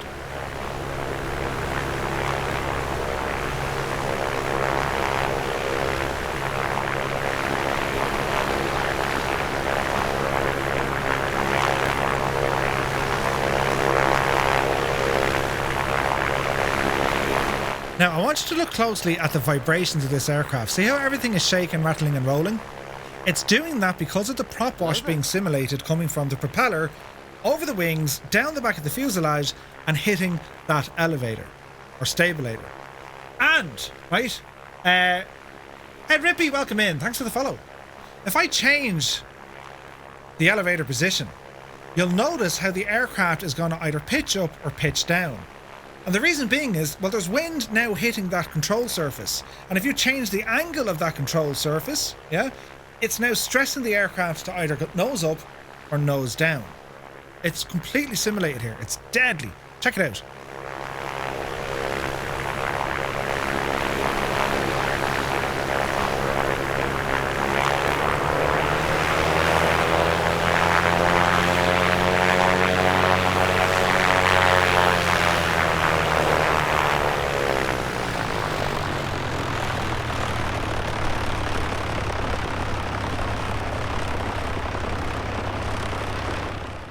Now, have a look at those vibrations again, because the engine is on idle.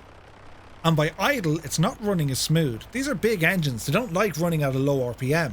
Look how much vibration there now is on the outside of the aircraft with the engine at a much lower RPM. So it's like a big car taking over. If I were to increase the power a little bit, just a little bit, get the RPM up, that vibration completely reduces. Because the engine's running smoother. The surfaces, the whole thing has calmed down a bit. How cool is that, right? So let's keep listening to these sounds.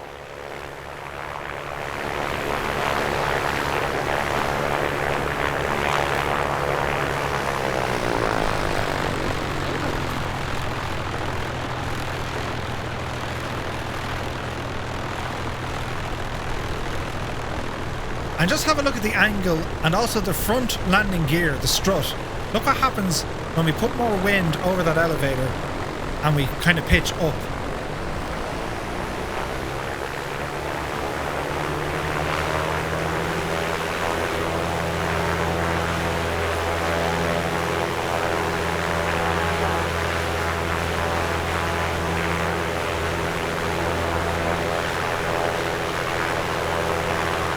You see that? Also, have a very close look at the front wheel, because I'm going to increase the engine power. And look what happens.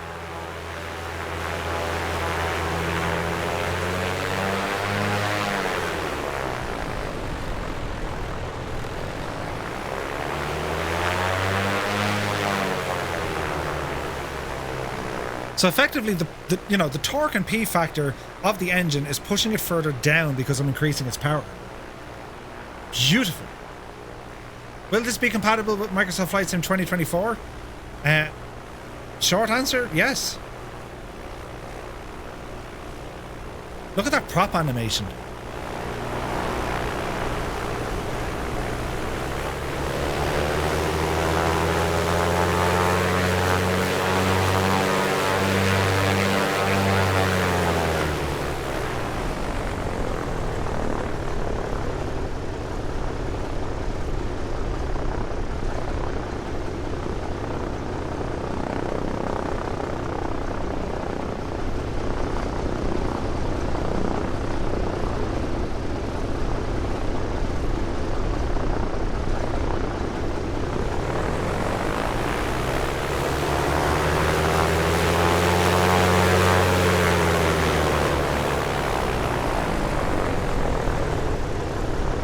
I mean, you talk about attention to detail, that's absolutely spot on. It's spot on, right?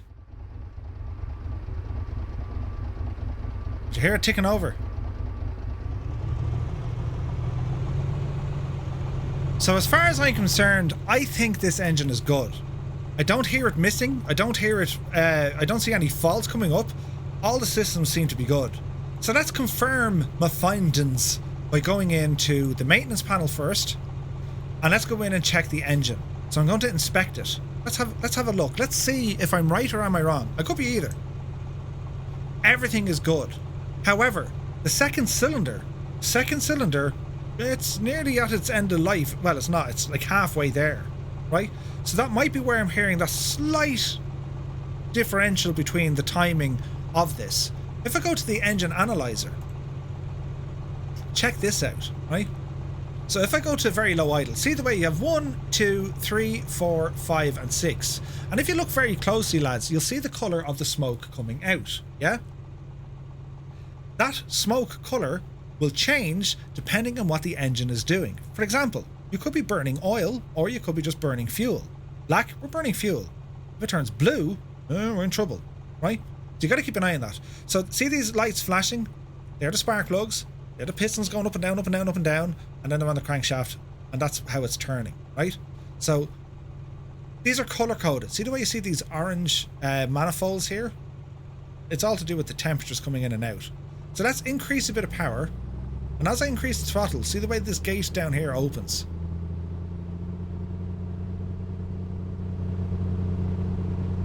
Look at the vibration of the panel, look. And now let's go to idle. And let's just see, is there anything under pressure?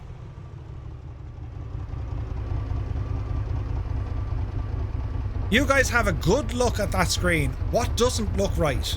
What looks like it's under a bit of pressure? What's standing out?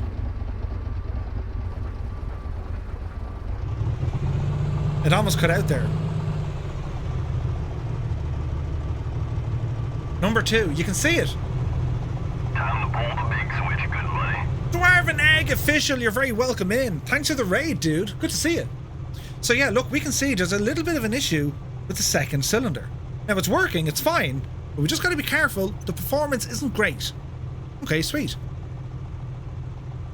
Right, mags are working, we can see RPM, all that jazz is there. So I knew before I even went into this, the engine just didn't sound 100%.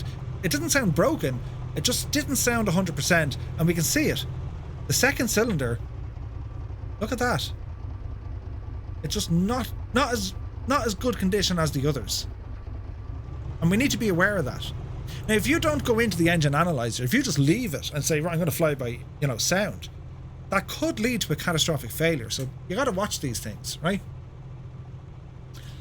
Foul plug simulated, did not catch the release notes. Yes, so if we want, we can absolutely foul the plugs. To foul the plugs, we increase our mixture. Look what happens. See the color here when we're working on mixture, look. If I reduce the mixture, see the color? Green is going to signify economy mode. Yeah? Orange is going to signify best power mode. And again, this is all in the manual. If you go over to the manual, have a look at the manual, right? And if you go to the tables, the aircraft tables, or the engine tables, bear with me now, we're up here somewhere. Let's have a look.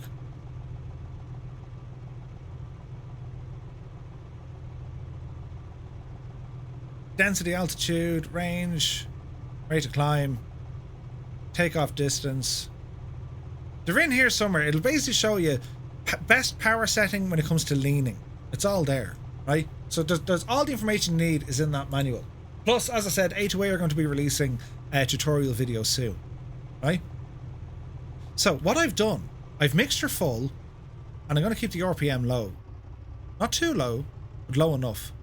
The idea being is that's going to have a drastic impact on the plugs. And how we're going to know this, well, I'm going to do a run-up, and during the run-up, I'm going to test the mags, each magneto, and I'll listen to them to see how smooth the transition is. When I turn off one mag, I should get a drop of about 150 RPM, and it should be a nice gradual drop. If I hear a coughing and spluttering, that's indicating, hey, you have a buildup of carbon. You need to get rid of that. So we're going to simulate all this first, right? So we're going to leave this guy here for the moment. I'll keep the headphones out, and I'm going to turn on a taxi light. Fuel pump can stay off for the moment. And what we're going to do, we're going to taxi the aircraft, and we're going to go for a takeoff, right? Are we good? So, brakes pushed in, brake pedal, or brake levers is pushed in, brakes off, and we'll start rolling forward. First thing you want to test in any aircraft, do the brakes work? Yeah, brakes are working, alright? So I got some Tobii Eye magic turned on here. We're going to be taxiing to the far end here of the runway. If you're unsure, Microsoft Flight Sim is famous for not actually giving you proper wind information. Go back into your tablet, go to flight information, and it's going to show you where your aircraft is right now. Well, this is where the wind is coming in. It's only 2 knots, it's nothing.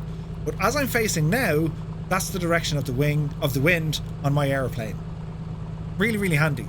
So if you're ever unsure, that's how you find it, right?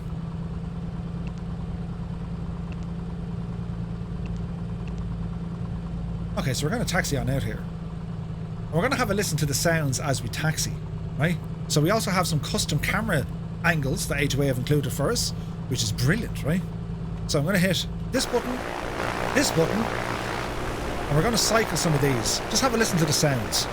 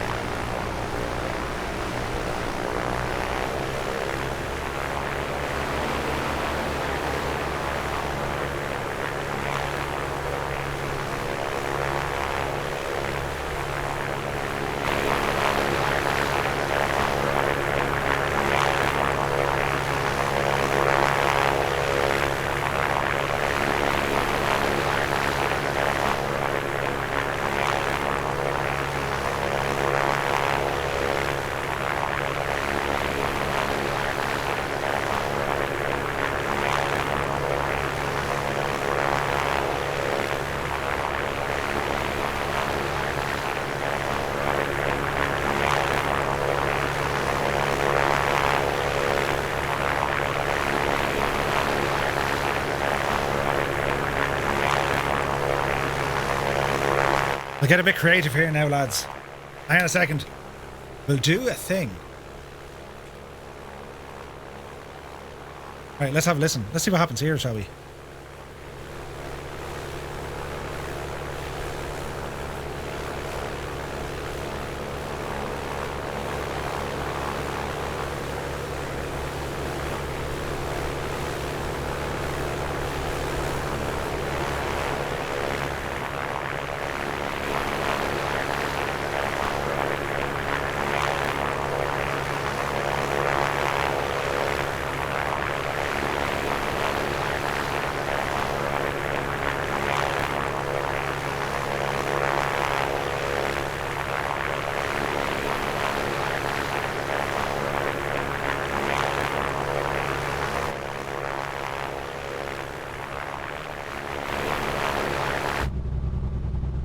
So I see Dougal there with a question. So Dougal is saying, your audio is being pushed away. What was it? My cockpit sounds are being diverted from my speakers to my headphones. Okay, check this out. Park and brake applied. If you go to your Windows Start key, go to the A2A it's behind my head. Go to the A2A Simulations folder, right? Click in here. And if you go to the Comanche, I think it's the input. Is it? Oh no, sorry. I beg your pardon. I'm lying. Blatant lies! Go down to the bottom right hand corner, click the little up arrow, and you'll find the A2A menu bar located here in the corner, lads. See that? You can open that, just clicking it. Accu-Sim service, select playback device. Right? Also check your Hello there. also check your in-sim settings. Okie dokie. Okie dokie. Right, we continue to taxi here.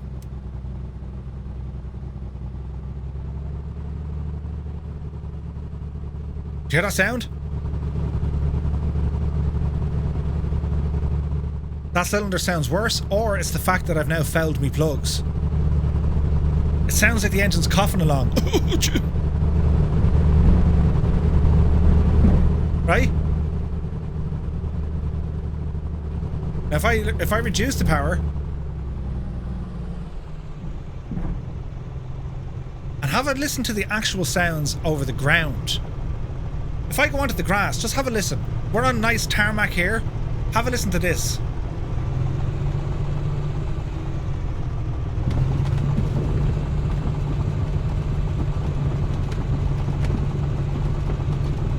Not only have the sounds changed, the vibrations and everything.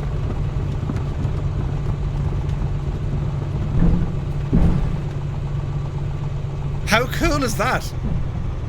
The wheels pop up onto the hard surface. It sounds worse than my knees when I go down the stairs. Just Ninja, you'll know if a cylinder is gone, the entire dash will look like it's going to shake itself apart. Yeah, yeah. So I'm going to line myself up here and we're going to do a run up, right? This is going to be cool. Once you go A2A, you don't go back. Oh wait, hang on a second, lads. Jesus. I forgot to do... Don't do it yet. I didn't do it yet. Now, friends, wait and you see what I'm going to do here for my next trick. Stop moving. I nearly crashed. Hang on now. Shh, shh. Behave yourselves for a minute. I need to do something. I didn't do it yet. Right. Now, ladies and gentlemen, and members of the jury, for your chance to win a copy of A2A's Comanche built with Accu-Sim exclamation point ticket, put it into the chat. It's only available on the PC. I have 2 of these to give away tonight with thanks to A2A. Big shout out to Scott. So we're going to do one giveaway now, right? After a few minutes I'll announce the winner. And then in a while we'll do another one. How's that for awesomeness? And if you want to enter, you need to follow the channel. See? There's always a catch, isn't there? Jesus, I have to follow this muppet. Right? So best of luck, everybody, for your chance to win. Only enter, please only enter if you don't own the A2A Comanche. Don't be that guy. You know, win it and then sell it on the black market. Wait, what? Anyway, you get the idea. Right. So the giveaway is active. I want to do a run-up test. So we continue on, right? The rest has turned around.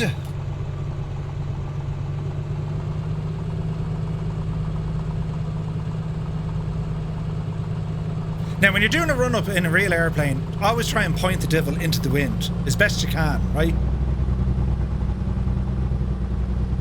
Okay. Hold it there. Parking brake is engaged. And check out what we're going to do now. I'm going to bring up the engine monitor as well, just to show us what's happening, right? So I'm going to go to maintenance and engine analyzer. Look, cylinder 4 is shagged. Right? It's fouled. It's completely fouled. So what we need to do a run-up, we're going to say, right, mixture's full. We're going to increase our RPM here to around 1800.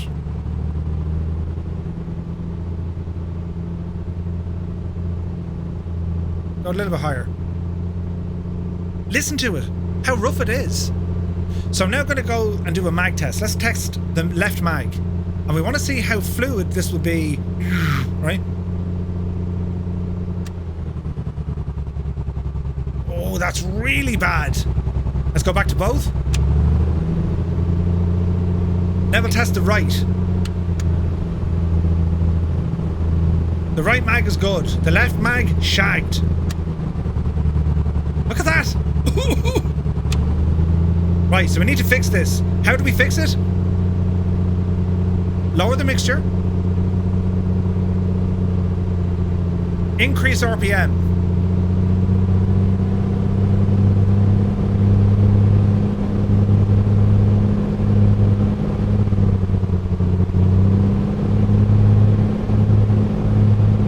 We're effectively burning the carbon off the plug, right?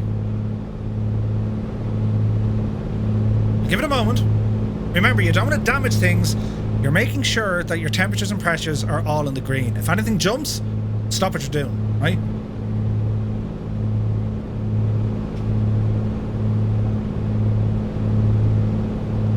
That should clear it. So let's bring it back down. Around 1800. Bring in a bit of mixture. Let's see the left mag. Nowhere near as bad. You guys see that? Can you hear it? Nowhere near as bad. Hello there. Let's check the left mag again. That's proper. Let's go to the right mag. We're good. We're after clearing the carbon off the plug. It's fully simulated. How cool is that, lads? Right, we go back to both. Now we're going to cycle the prop. And I want you to have a look up here at the angle of the propeller. Right? Have a look at this angle of the propeller. And this is how a prop cycle should sound like, right? Here we go. We'll do 3 of these. There's 1. See the angle of the prop turning?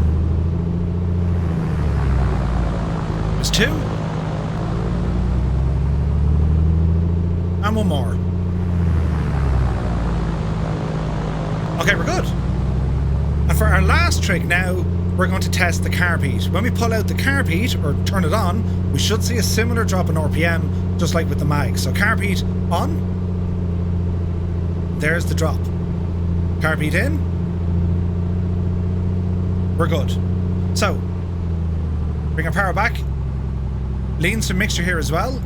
so we don't foul the plug.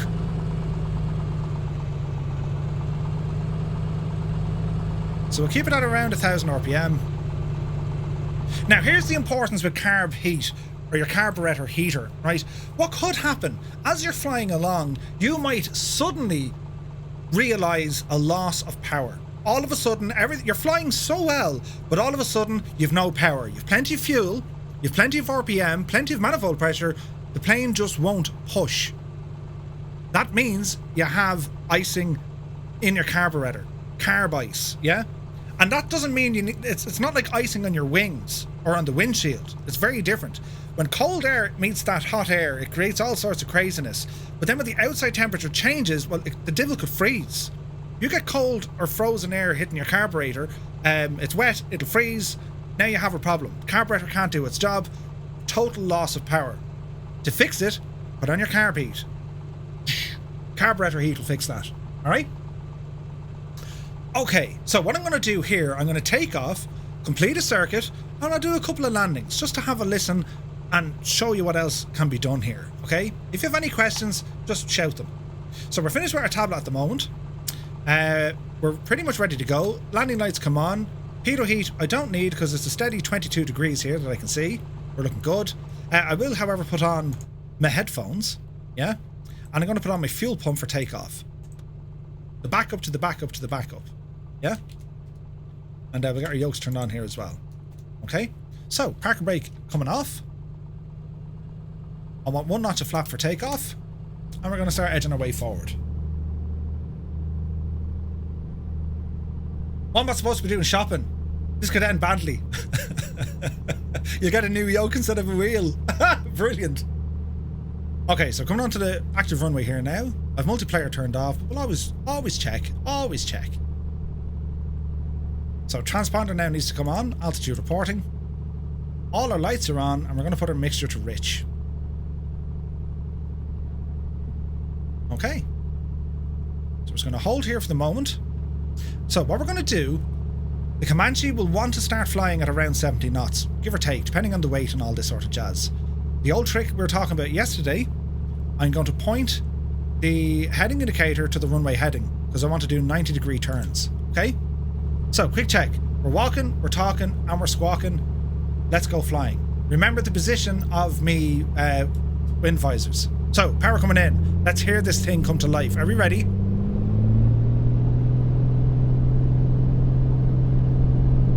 Takeoff power is set. Airspeed is alive. Man alive, this sounds good. There's 60. There's 70. We're getting light here. There's 80. Yupsie daisy.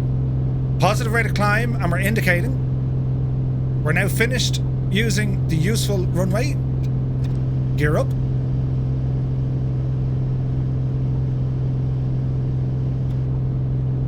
Nice. So far so good. Now see the way we've cylinder head temperature on number 5. Too hot. Okay, how do we fix this? Well, our mixture's already set to full. Let's lower the RPM. And that cylinder head temperature is to start dropping. The higher we get up, right, the colder the air is going to be. I'm going to get the flaps in, and I'm also going to reduce my rate of climb to increase my airspeed. The more cold air I have pointing at this airplane, the quicker it's going to cool down. Now, mixture is already full. I don't want to lean the mixture, she'll get hotter, yeah? So at this altitude, I'm going to reduce just a little bit of manifold pressure as well. Bring it back to about 2100 or 21 inches. Cylinder head temperature still hot. RPM coming back down. Speed is still looking good. I'm going to start my turn here to the left, making sure we're all clear. We're still climbing. We still have a warning of that cylinder head temperature. Now it's after dropping. So by reducing RPM, by increasing our airspeed, and by just reducing a bit of engine power, the temperatures have now dropped. You have to be so careful when taking off in hot areas. If the temperature outside is very, very hot, well, the least amount of time the aircraft is idling, the better, because it'll get hot. If it gets hot, you're burning oil and you're wearing the aircraft out quicker, in particular the engine, right? So add in a little bit of trim here. Get ourselves leveled off. We're at 90 degrees of the runway. We can look back over. There it is behind us. We're looking good.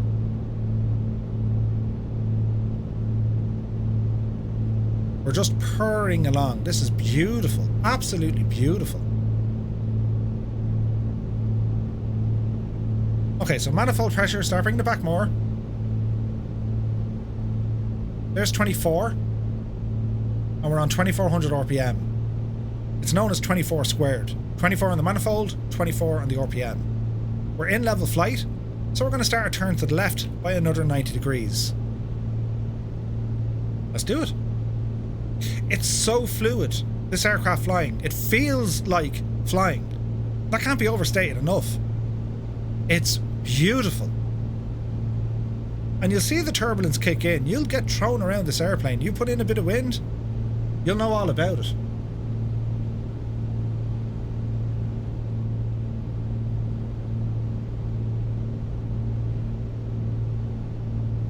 So we're turning onto the downwind leg. Just being mindful of that terrain beneath us.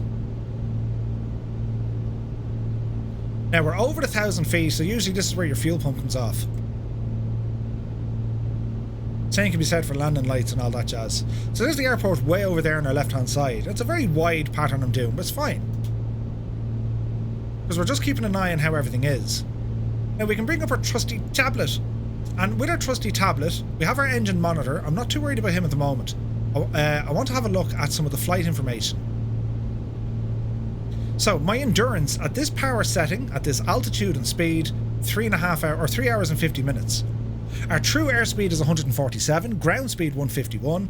Our range is about 580 miles, square miles, yeah? My fuel economy is not great. I'm burning a lot of fuel. So let's see, can we start working on this fuel, right? So to do that, I'm going to make life a little bit easier here. I'm going to turn on my autopilot, yeah? Now to do this, forget about the airport for the minute. I'm going to go heading mode, right? Disappear the yoke, autopilot on. This unit is going to start warming up, right? And when it's ready, I'm going to engage it. Waiting for the green light, autopilot's ready, stable flight. This is going to keep the wings level. I also want to put in some altitude. I want to hold this altitude of 3,800 feet. We're now approaching it, and I'm going to say altitude engage now. Blue light has come on, and the aircraft is going to pitch up or down. You will hear an audible alert, beep, beep, beep, beep, beep, beep, beep, and that'll let you know if it's going up or going down. The aircraft is going to start pitching itself, yeah? So now that we're in level flight, we can see that our airspeed is starting to stabilize. It's going to get up to probably about 150 miles an hour, right?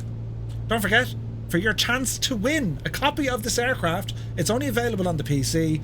Just put in !ticket. We'll announce the winner soon.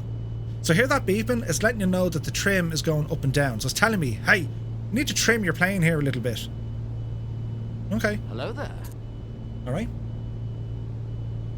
So what I want to do now, I want to lean me mixture. I'm burning too much fuel, right? Now there's a couple of ways I can do this. I can monitor it by using the EGT. I can do it based on what the RPM is going to do by reducing the mixture, or I can use the JPI system, right? So lean find. Rich of peak. Can I go lean of peak? Rich of peak, exit, lean find. We're rich of peak. Okay, so let's have a look. Let's start leaning out this. I'm going to go by exhaust gas temperatures as well. Now look what happens when I start pulling out that mixture. See my fuel flow over here on the right hand side? It's dropping considerably. And when that drops, you'll see that my range has gone from 500 to 700. Huge! My endurance is now 4 hours. Let's continue, right? Let's go a little bit more. Now remember, the more you lean, the hotter it's getting inside that engine. You got to be careful with your cylinder head temperatures. So I reckon we should get this thing down to about 11 gallons an hour. Maybe not at this altitude. We're just sitting above 11 gallons an hour. That'll give us a range of 900 square miles or 5.5 hours. Right, let's do in a smidgen. See the way this monitor is now flashing? It's telling me that cylinder 2 has reached its peak. That's reached its peak. So now we want to just dial it back to be lean of peak for endurance, or rich of peak for power? Okay. Let's go lean of peak.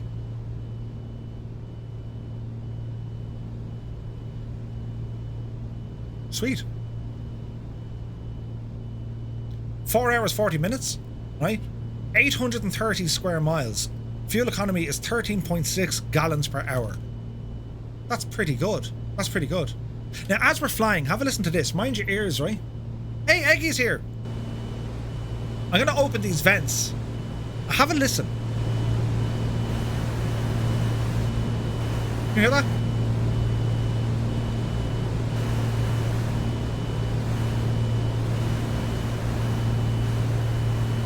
Can you hear that?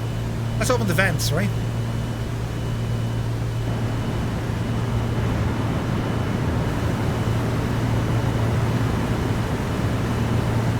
Isn't that something? And those sounds will change based on how or what direction I have these fellas pointing. Have a listen.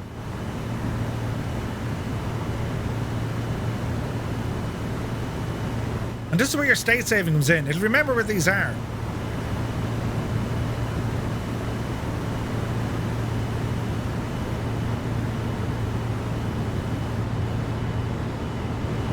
Do you hear the difference? I'll bring them back and you'll hear them again.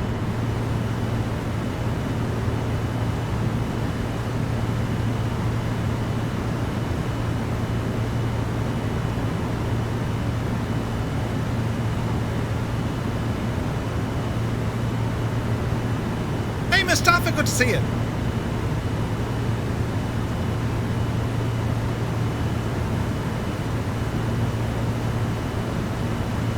Can you hear the change of sound?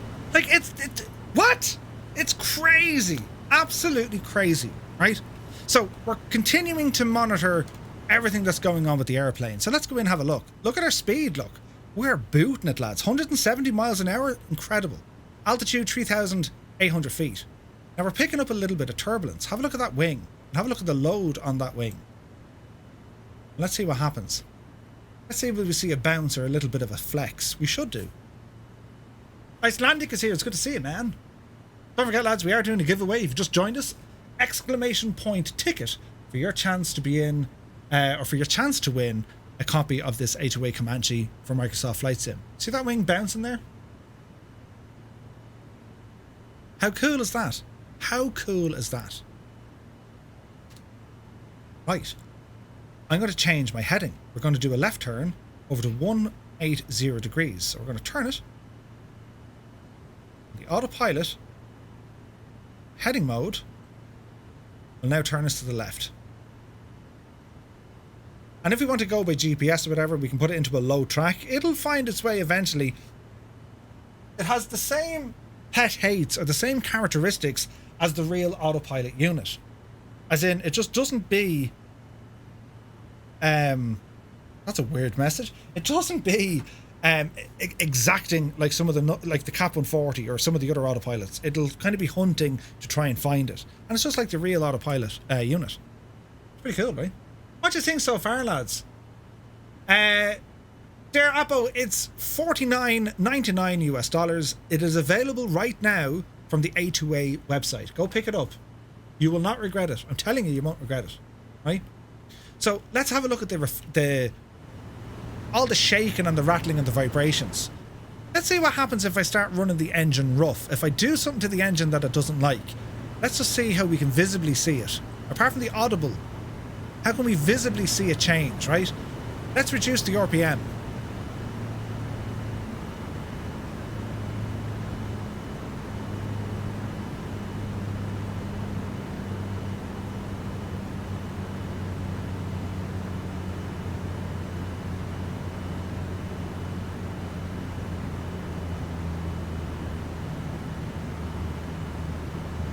Look at the shaking and rattling.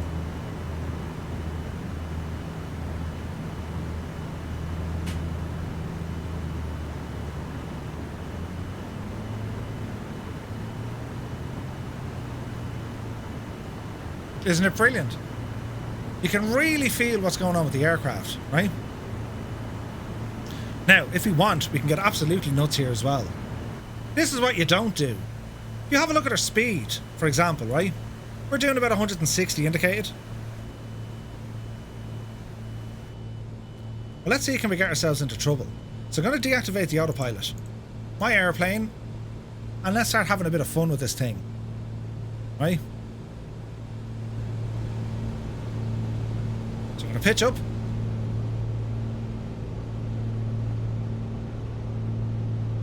Steep climb. Power out. There's a stall warning. Stall warning. Stall warning. There's a shake, rattle, roll. And let's do a spin. Oop, you devil, you.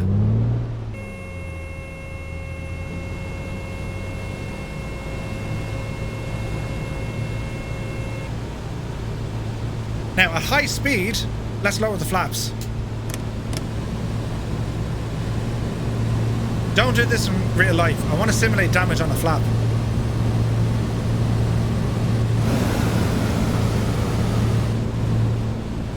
Right? See the way me wind visors fell? Run, gonna die! Right? It hurts to watch. But it's just to show you what you can actually do with this aircraft, right? Now, it's somewhat forgiven. The flaps are actually, they're still there, look. Yeah, flaps are still there. Okay. Let's see, can we do something mad? Right. Steep descent. Look at the engine over revving, look. 180. 200. Full flap. Do you guys see that aircraft completely dip to the right? I'm after breaking a flap. I had to have broken a flap there. Had to have. My flaps are now jammed. They're shagged. Look at this. Flap position is now up, right? Right? Flap handle is up, and we look out on the wing. Yeah, flaps are up. Okay. Lower the flaps. Flap handle down. Flaps. They didn't go down.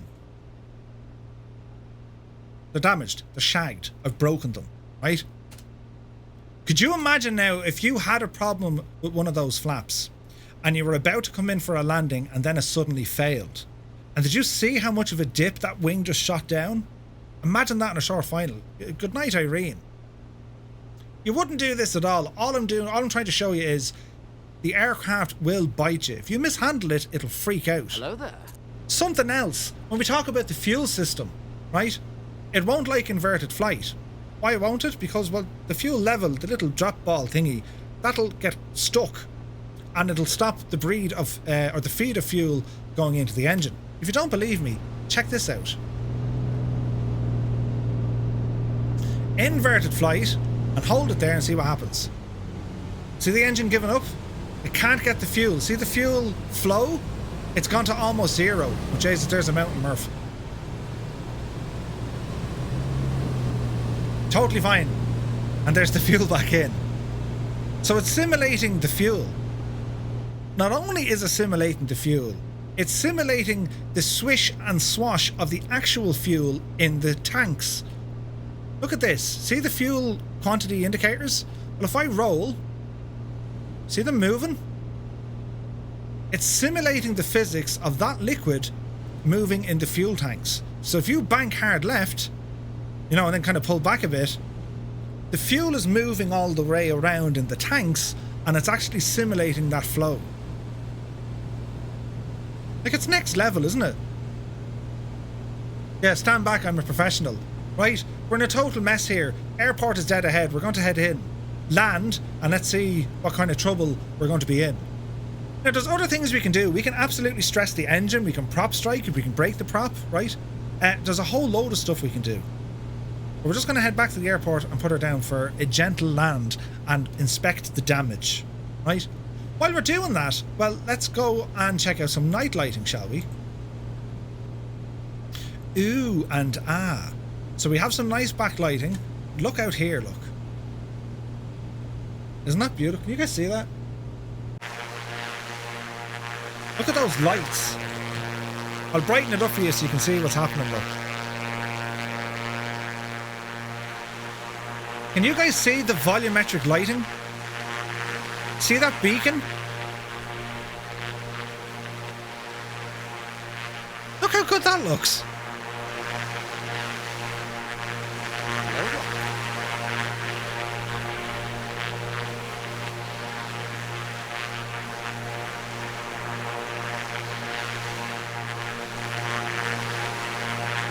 It's absolutely deadly. Now,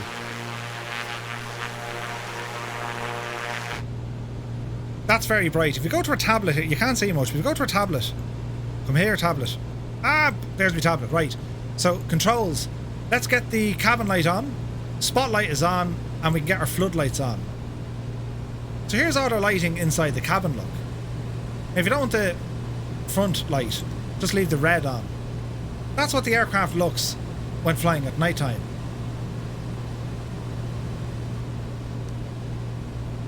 Wait now, can I turn on that gadget? Someone keep an eye on what I'm flying or where I'm flying, because if that goes terribly wrong, we're all in trouble. So turn on this little light. Now check this out. So this light is now turned on. Remember I said you can move it, right? You guys see that? Or we put it on a white light. How cool is that? Meanwhile, Murphy plows into the ground and it all goes, you know, belly up. Jesus, that was close. Right, say nothing to no one. We got away with it, lads. It was totally safe. We knew what we were doing, sure. No one had to see that. No one had to see that. Right? How cool is that, though? Yeah, the pilot ended up in a mess because he was trying to show off some lighting. Yeah, he was an idiot. He was an idiot.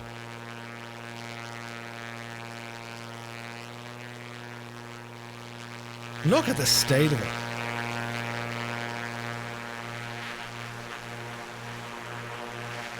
Okay, where's the runway?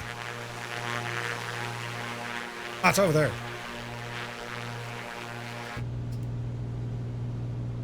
Okay, easy does it.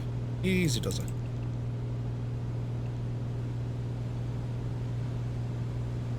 So we're going to head in for a landing. You can have a bit of crack at this, you know. Gusty wind flaps, yes, you can move that if you don't want to use, because it can be a little bit kind of messy moving that light. You can also adjust it here with a little analog controller on the screen. See this? See the little arrows here? That'll move that light up, down, left or right. It'll do all that jazz for you. Alright? Remember, you don't have flaps. Oh yeah. Oh, we know. We know. What if we do an extremely hard landing in a landing gear? What do you think will happen then? In actual fact, what if we try and do a wheels up landing? Well, we've no flaps, so yeah, we'd be doubly dead, right? Coming in hot, look at our speed, we're shocking hot here. But I'm confident that we'll get it down, right? So start bleeding off a little bit of that power. Bend prop, yeah, that could happen. Now, we've turbulence here, so have a look at the turbulence. You'll see the wing hop. You'll just see a shake. You get jumped up in your seat, look. Very subtle movements, because it's quite calm, yeah?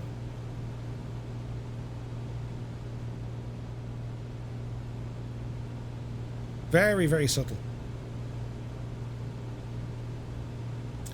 Landing rate will be over 9,000, probably. But it's exaggerating, obviously, what you're going to do in the airplane, but it's to show you, if you don't treat this thing the way you should treat it, with the wear and tear and failures turned on, it's going to bite you. It's going to, you know what I'm saying? It'll go nuts. Asher, look, is in the house. Scott from A2A is here. How are you, Scott? Love your work, Scott. Love it. We're having loads of fun. I'm after breaking my flaps. I flew way too fast and I tried to drop them. So the flap handle is in the down position, but looking out over the wing, well, those flaps are jammed. They're game over ball burst. So we're going through some of the damage systems here, which is just incredible.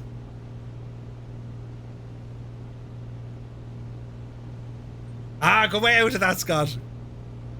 Go way out of that. Guys, a big, loads of pints of Guinness emotes for Scott from A2A here in the chat. And it's all thanks to Scott that we have 2 of these to give away tonight. We've already started the giveaway for the first one.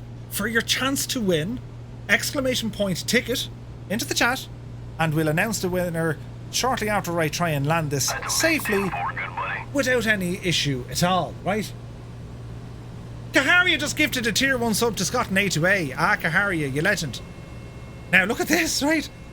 I'm gonna try a bit of a side slip here because my speed is way too high. Now again, I'm exerting savage forces on the controls of this aircraft, right? Hello there. Speed is coming down, 140 knots. Yes. That little warning is because I've cut the throttle and my gear is up. That's all. Now remember, I've 0 flappage. Not a single flap in the house. We'll put on the fancy camera to show off me landing skill here with me controls, right? Look at that giant hand. Okay, 120. Let's get that gear down. Gear indicator light. I'm looking to see a green light where it says locked and down. Down and locked? It is. Okay, friends, let's see what happens here. Prop is full. Mixtures, not full. Mixtures, full. Alright, let's see what's going to happen here. Now, if we go in too hard, it won't like it. It'll go bang, right? Let's see what's going to happen. Our speed is good without any flaps. We're okay for the moment. But we're going to put a lot of pressure on these brakes, trying to stop. A lot of pressure, right? If we want to try a hard landing, I'm going to show you what not to do. Look at this, right? Hold the nose up. That's a big 10-4, good buddy. Right? At this stage now, you'll be looking for stitches for your spine, right? Did we all just witness that?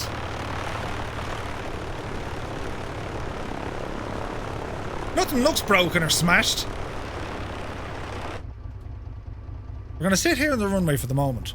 We're going to shut it down, right? So, disappear this. Just don't mind any of this for the moment. Avionics come off. Park and brake on. And kill the engine.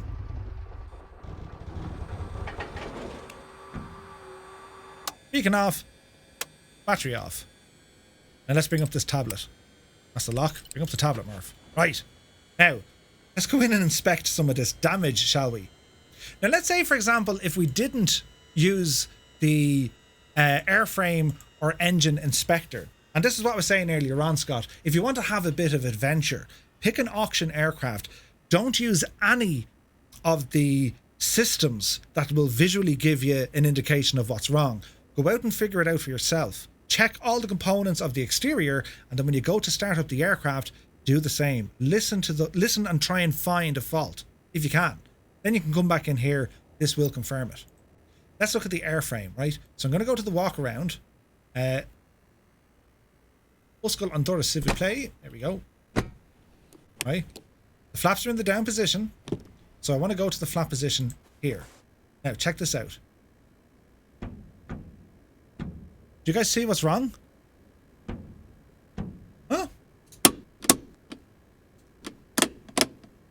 So that's the flap lever moving up and down. But if I just lift the flap and drop it, it's gone. Linkage completely broken.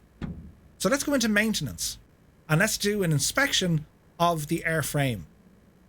See the way we have these red indicators? It's telling us the flaps, well, they're in trouble. Let's click on one. The right landing flap, the linkage is completely broken and the pilot should be given 10 lashes. No, it says the linkage is completely broken and this flap is just hanging free, not airworthy. Okay, let's fix it. This flap is now fixed, but we didn't do the other one. So check this out. Beautiful. Try and move it. Hello there. Perfect. What about the other one?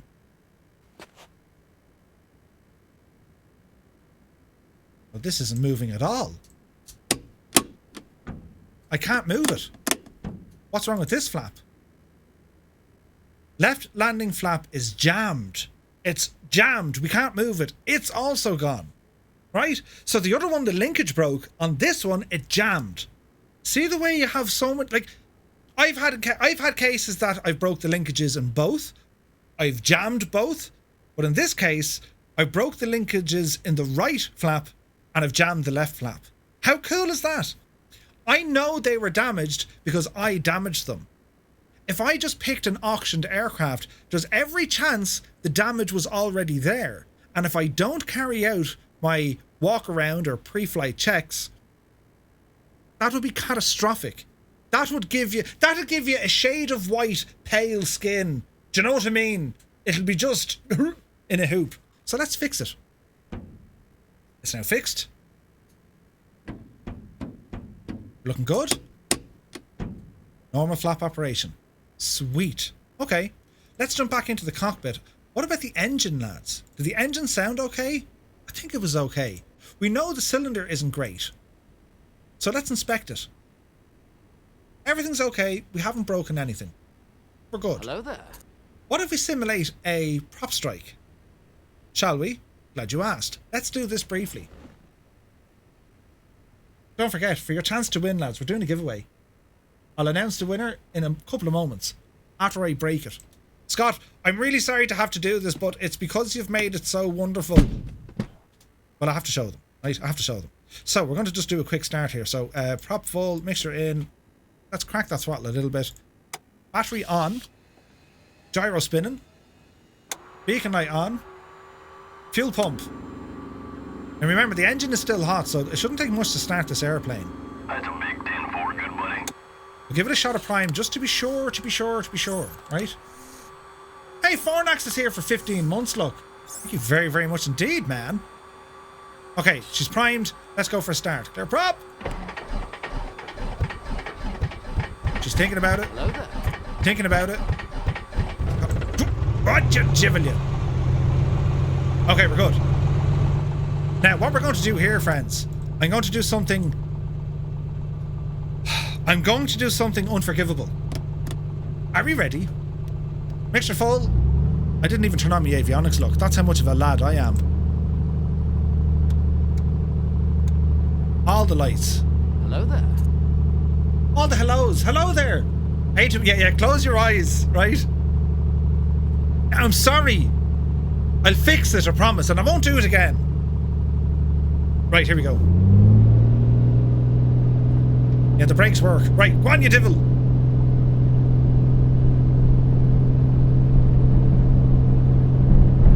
Speed alive. There's 60. Oh, you devil, you. Whoa, you devil, you. Right, up you get. Gear in. Power to idle.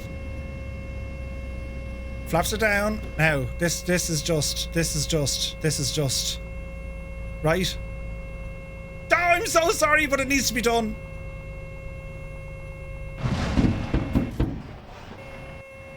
Oh, Jesus, did you just see what happened? Oh, God. Right. Right. We've had an accident. Right. They didn't just bend. They freaking broke off, man. They were like, no, we're not playing anymore.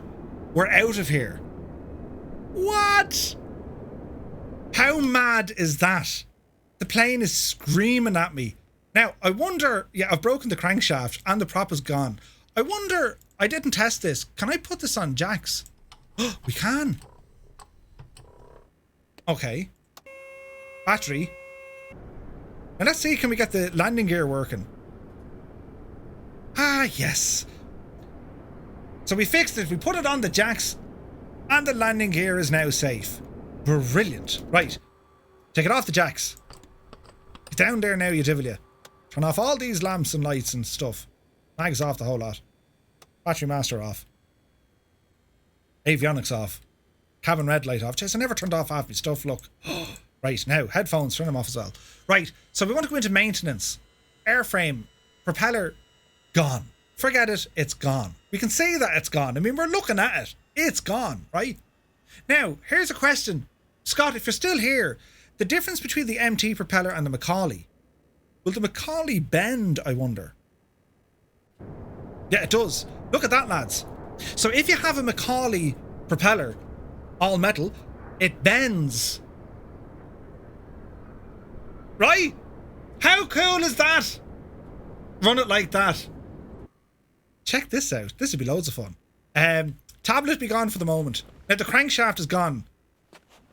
It won't turn it at the crank, I don't think. But we'll find out now in a second. Let's see what happens. Battery on.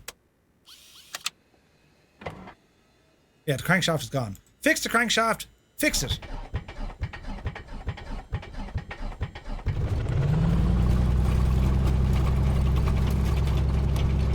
Look at the shakage. It's like sitting on a washing machine.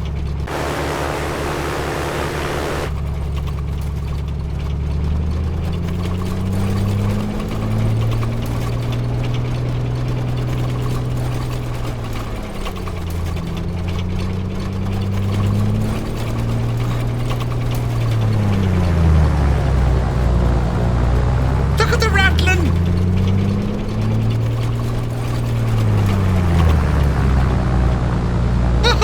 No! Look at the damage I'm doing to the crankshaft. Crankshaft is gone. I've just broken the crankshaft.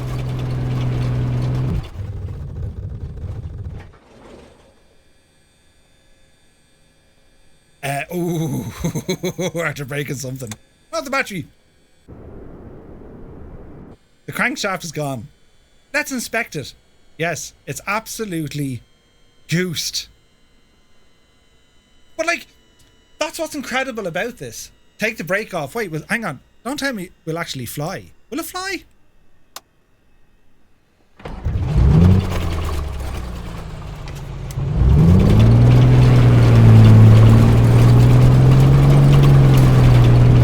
Come on, Jemima!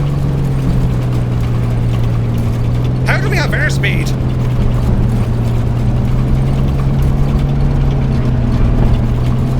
No way. No way. No way. We're in trouble, Scott. We took off for a moment, but now we're destined to... Oh, Jesus. Ah. Oh, oh.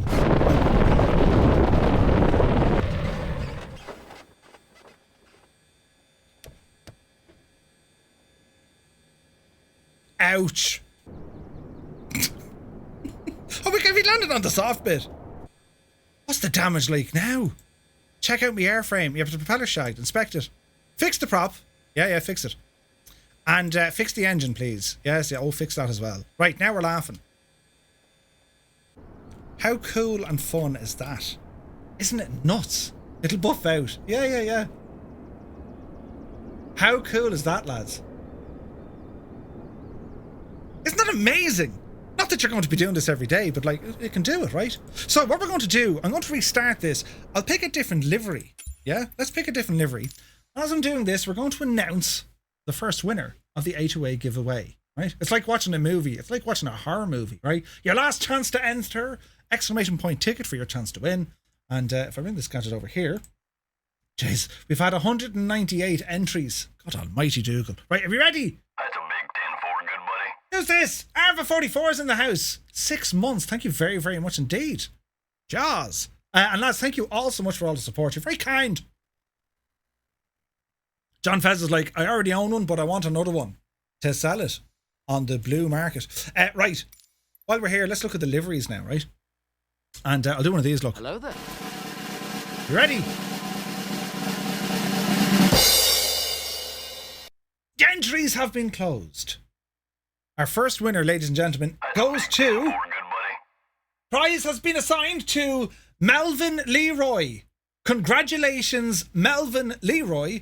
You've won yourself a copy of the A2A Comanche built with Accu-Sim. Congratulations, Melvin. Will you drop me an owl message on Discord, please? If you wouldn't mind terribly dropping me a message on Discord.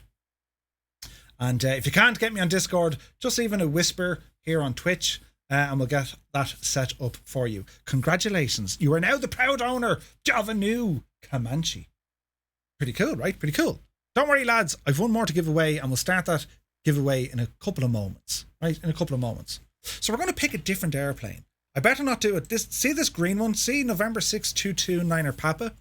That's Scots. That is the A2A real world Piper Comanche. But just to show you some of the different designs, and I know there are other ones already in development from the third party mods, if you like, right? So I've only ever flown in one Papa, not 9er Papa. So will we go with we'll go with this gadget over here, and I'll give it a new tail number. Right? Echo India Tango Tango Mike. Jesus, more put on your caps, will you? So Echo India Tango Tango Mike. And I want to fly this airplane now. Not at this airport. Although what time is it? It's still brightish out. What's the weather doing in Ireland? Somewhere that has a bit of interesting weather. Right? Well, no, hang on. We can actually, because I wasn't using live weather. We'll go here, right? So we'll start off again. I'll turn on data now in a moment. Real time and live weather. And let's see what's going to happen here. Right? Sad that there was no G-Reg for us Brits. Yeah, but they'll make their own. Yeah, and it's what's it called? It is a custom tail number. So you can put in your own and it'll actively put it on it. Right? But there are other liveries. I mean, that's the third party. I mean, that's what we do. That's what all the guys do. Yeah. So this is what live weather is looking like, right? So let's have a look. Every time you start the aircraft, Accu-Sim is going to do its thing. It's going to load in all the systems, all the science and the physics and everything else, including the sounds, and then we're going to be good to go. So this is a brand new aircraft for me, and I can see it's brand new because everything's at 0, right? So, nice. Okay, so our tablet is loaded up. I'm going to give us a little bit of interesting weather because the aircraft will behave depending on the weather, yeah? So if I just put in, I don't know, typical kind of a spring day, it means that there is wind and rain. And this would be kind of typical of what we're flying over this side of the pond, right? I'd love to be able to use it with FS Economy. You should be able to. Is that what's the special loading screen? That is Flow and Stripper by Parallel 42. That's we see all these extra little cool stuff on the screen. And they're brilliant, right? So I suppose we'll turn on multiplayer. And I'm now live on the Southeast Asian server. So if you'd like to come and go flying with us with a couple of Comanches, well, let's see what happens, right? Hey, Cybot, good to see you. So what we're going to do, we're going to get the aircraft ready because I want to do a flight. So we're going to go into flight info. That's grand. It's getting all the information. Maintenance. I'm going to be once again blind and pick an aircraft that has been auctioned, right? So if we have a look here, there's 0 hours and 0 airframe usage on this airplane. Let's click on auction. So that's going to give us 2,500. I wonder, can we get an older one? 1,500. 3,708.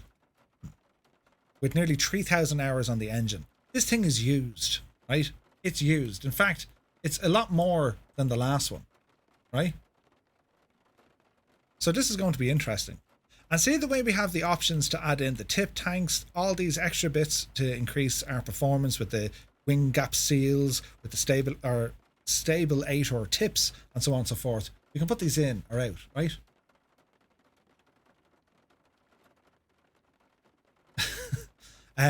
Right, okay, so I'm not going to go through the inspector. We're going to figure this one out ourselves by doing an actual walk around check, right? And if we want, we can have the tip tanks there, or if we want, we can remove them.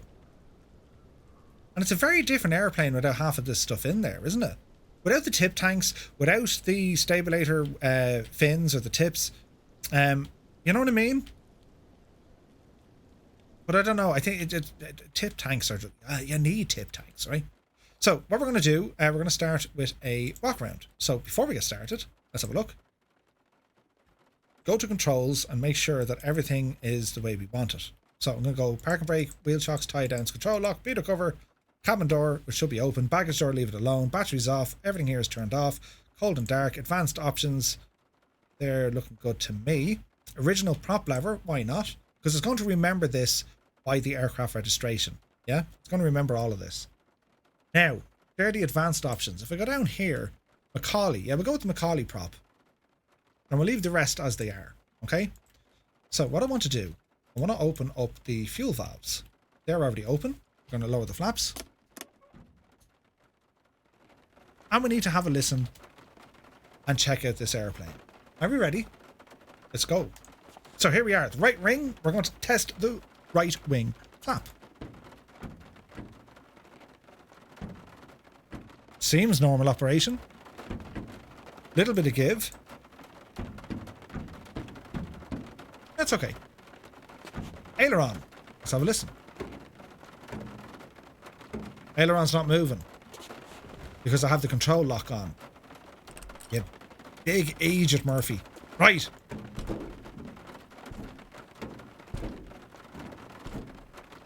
Aileron is free and easy.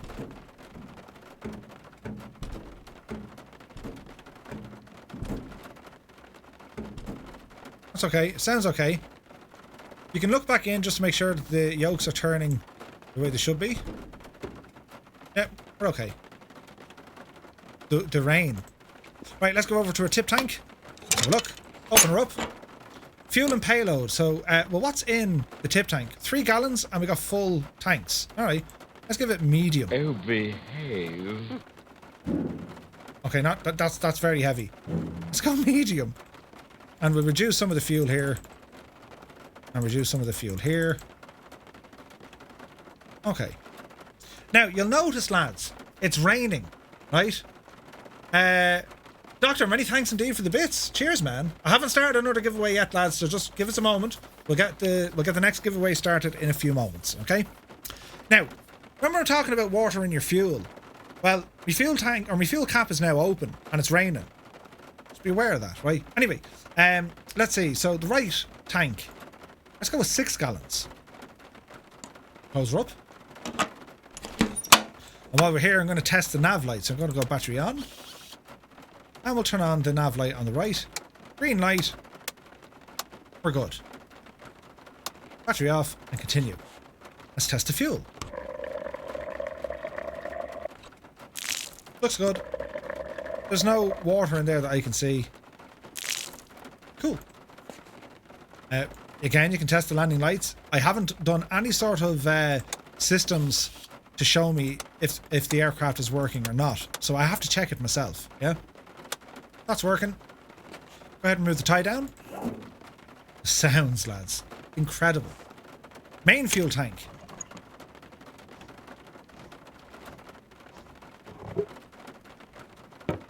So according to this, we got 16 gallons in the right wing.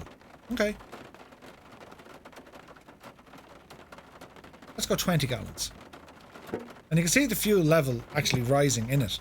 You have to physically check that. You have to actually see the fuel in it. Because your instruments may not be giving you an actual read. They could be broken. You just don't know, right? The default landing light binding only does one side. So what you can do there, you go to your main menu, open the A2A Simulations folder, open the input configurator. You should be able to put your landing lights into here, I think. Landing lamps left, landing lamps right.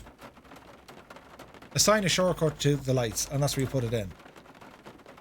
So you can bind the same switch to both if you want. Andrew, do you know what I mean? Now, what I'm going to do, you know, that would be easy for us to simulate on the list. Which? Oh, I better start this other giveaway. Are we ready?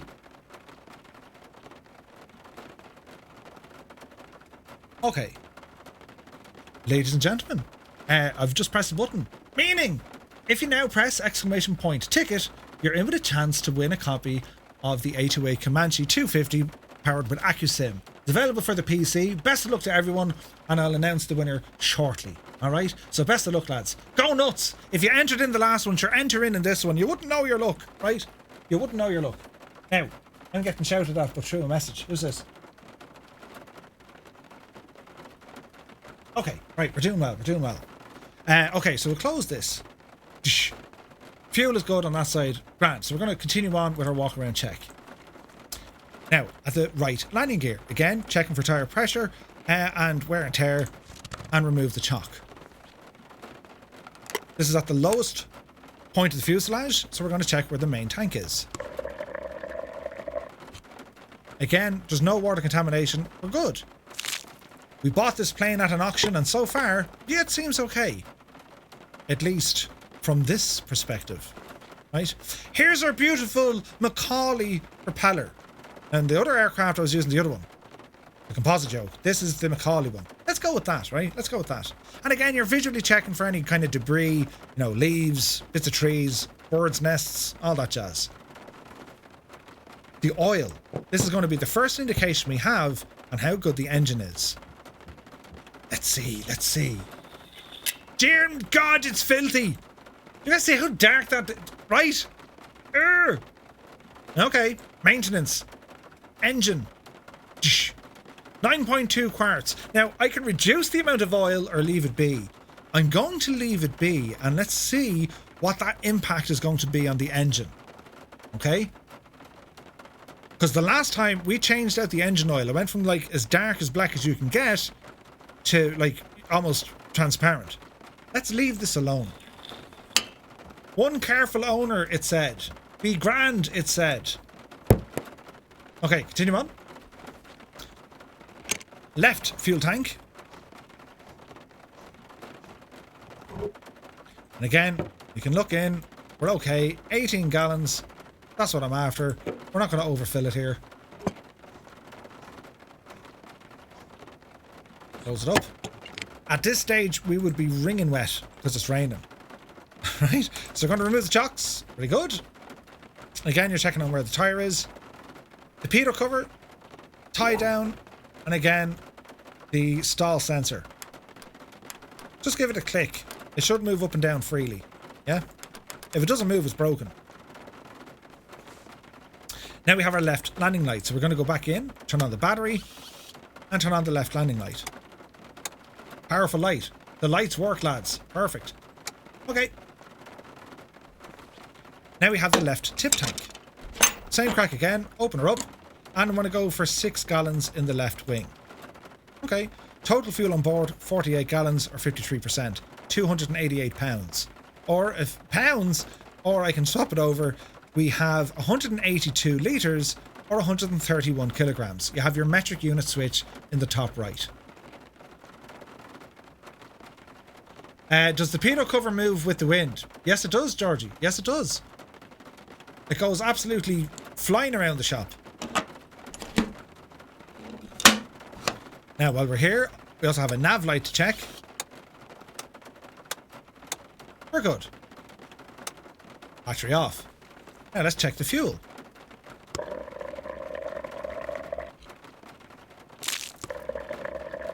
Yeah, fuel's good.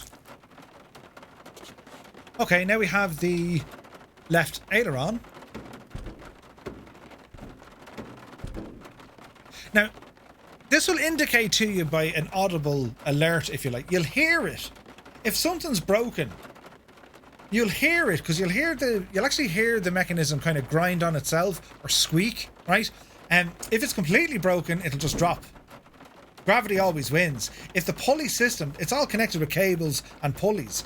If this was broken, gravity would take over and it'll just drop. So that's what you're checking for, yeah? The aileron seems fine. The left flap.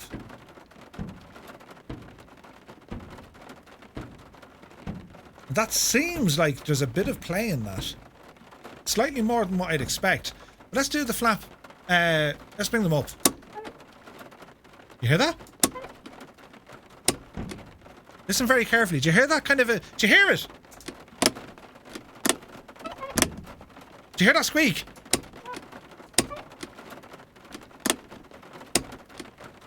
Did you just hear the squeak? That's not right. That needs attention. That flap is worn. 100%. Bit of WD-40, it'll be grand. Right? See, I didn't even check the analyzers to tell me what's right and wrong with the aircraft. I'm going around checking it myself. That sound doesn't belong there. That's indicating there's a problem. How cool is that, lads? Right? Look at the amount of play.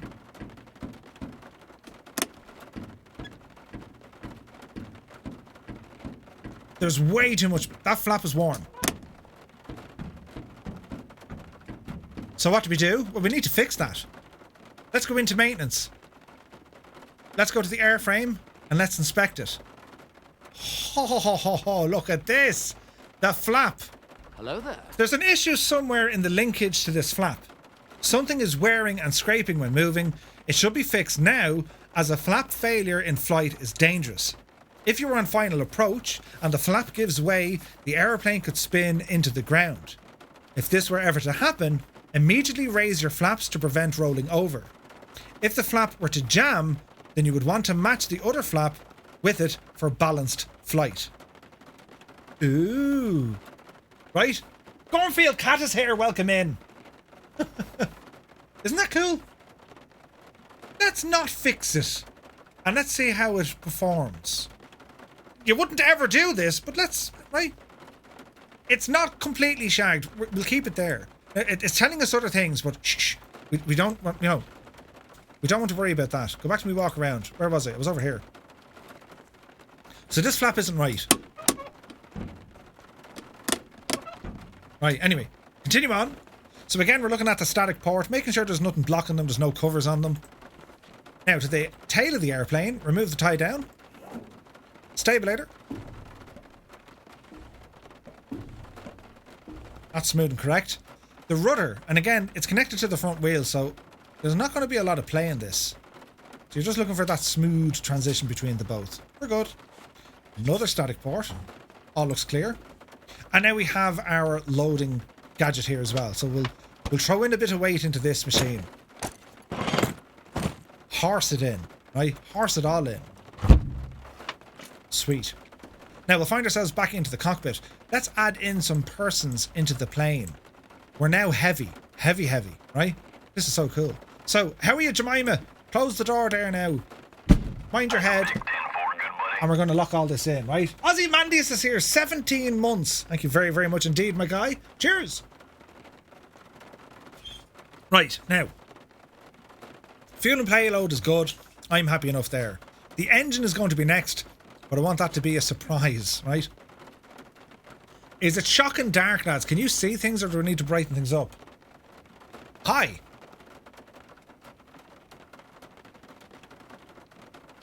Now, can I brighten things up? There we go. I'll brighten things up just a little bit, just so we can kind of see, right? Murphy, that made no difference. Shh. Right, fine. Right, so we want to start up the aircraft. So, what we're going to do... Fuel tanks are open. We're going to go prop full. Crank the throttle. Mixture's rich. And we're going to turn on the battery.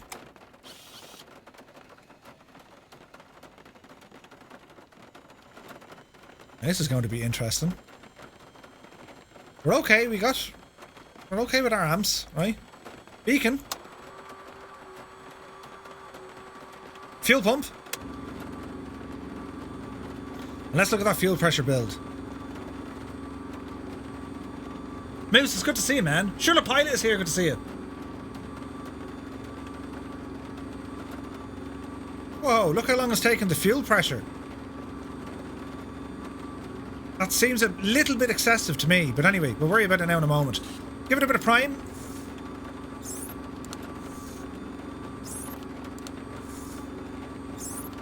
Let's go with 5. Okay. Okay. Look at the other thing. What do you notice? What do you notice, lads? The windows are fogging up. The windows are fogging up for the 4 heavy breathing devils in the plane. The windows fog up, right?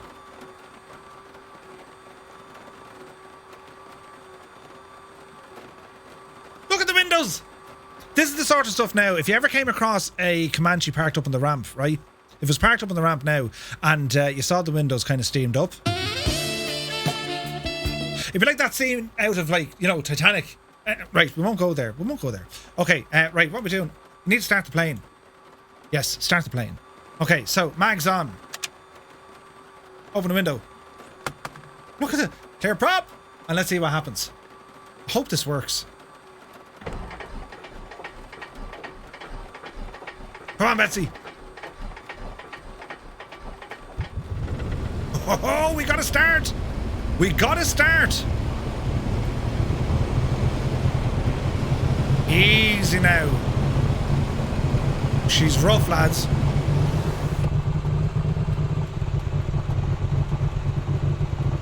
It's very rough. Get the RPM up there. Lean out a smidgen. Get me nav lights on.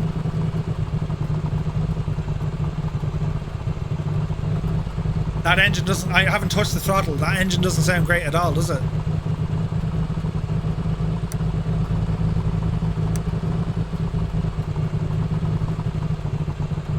Doesn't sound great. Let's get the avionics on.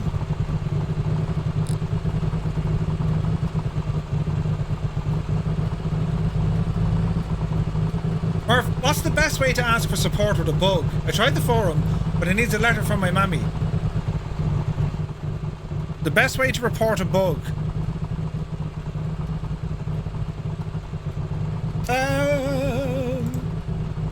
Tell us the bug, Gibbo. I'll see can I fix it for you now, and if not, A2A, let's have a look.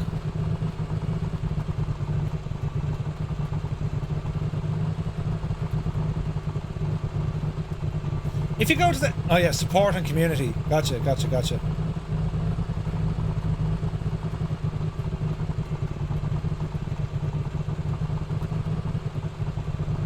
No GPS for this old bird. Oh, that's very true, actually, yeah. What was I thinking?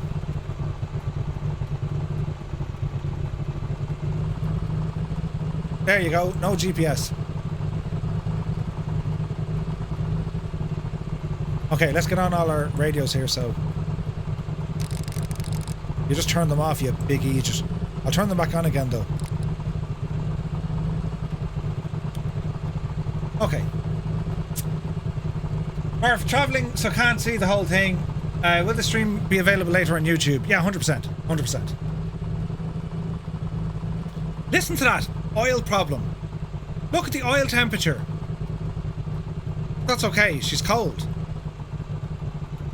RPM is just sitting in around 1,000. It's really not liking this.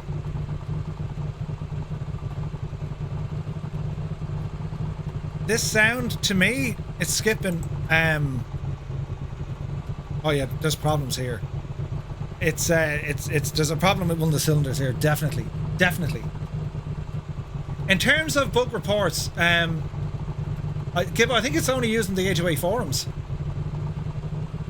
Yeah, whoever flew this, they were brave. 100%. Let's let that temperature build up here and we'll go about our business. So we're going to fix the old gyro. We'll reset the barrow. Right? And circuit breakers are doing what they need to do.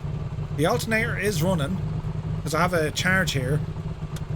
Let's get all our lights on just to see how that reacts. Low voltage. Bit of power. The battery's shagged, we know that already. The battery's in trouble.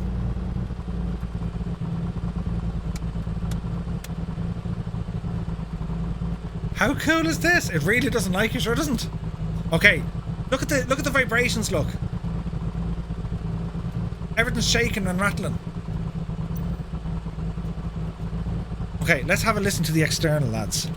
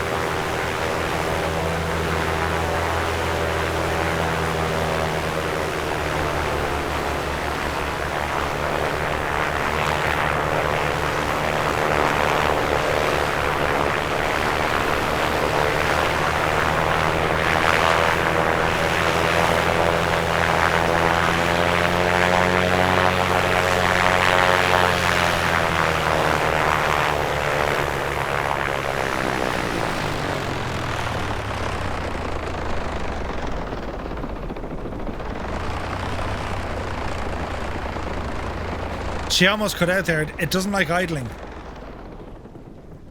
It actually cut out. We've lost it. Don't panic. I know how to fix it. I'll talk. Jesus. And the avionics are on and everything. She hardly just start on a whim, will it? Get the mixture in.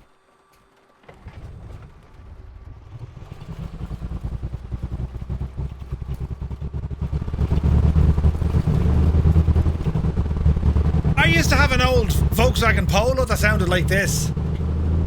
I miss it. Oh, it's really not liking the low RPM. We have some problems with this engine. We know straight away there's a problem with the engine. Right, let the avionics power back up again. And let's go in and check out this engine analyzer. We know there's a problem. Okay, maintenance, engine analyzer. Okay, look at this, lads. Look at the blue smoke. Look. What does blue smoke coming out of an exhaust tell you? What's it doing? What's actually happening if you have blue smoke? Black smoke is normal. What's blue smoke? And just listen to the engine while it does it.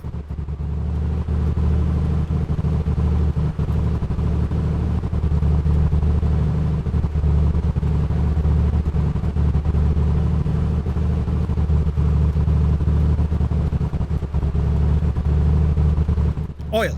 You're right. If it's black smoke, it's burning fuel. If it's blue smoke, we're burning oil. There's something not right here. There's a cylinder worn. There's an O-ring after. It's not right. Okay? So let's try and inspect what's going on, right? If we lower the RPM, let's see, can we identify where the problem is? Number 1 is a problem. 5 is kind of a problem. 6 is a problem. 2 and 3 seem to be the best ones. Let's see what happens. I'm lowering the RPM.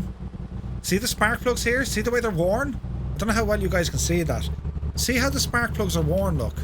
Can you guys see the different sizes of those circles indicating the tip of the spark plug?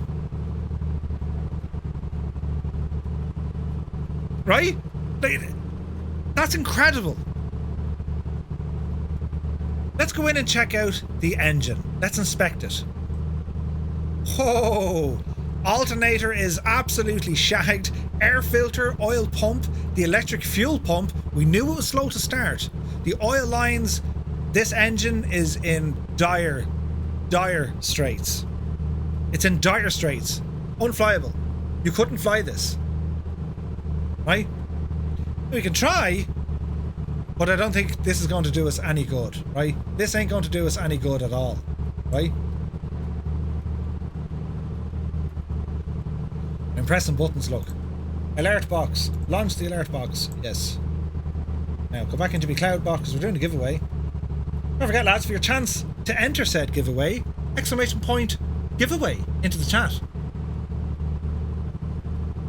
You've got one good cylinder. Stop complaining. Yeah. We only need one good cylinder. You know what I mean?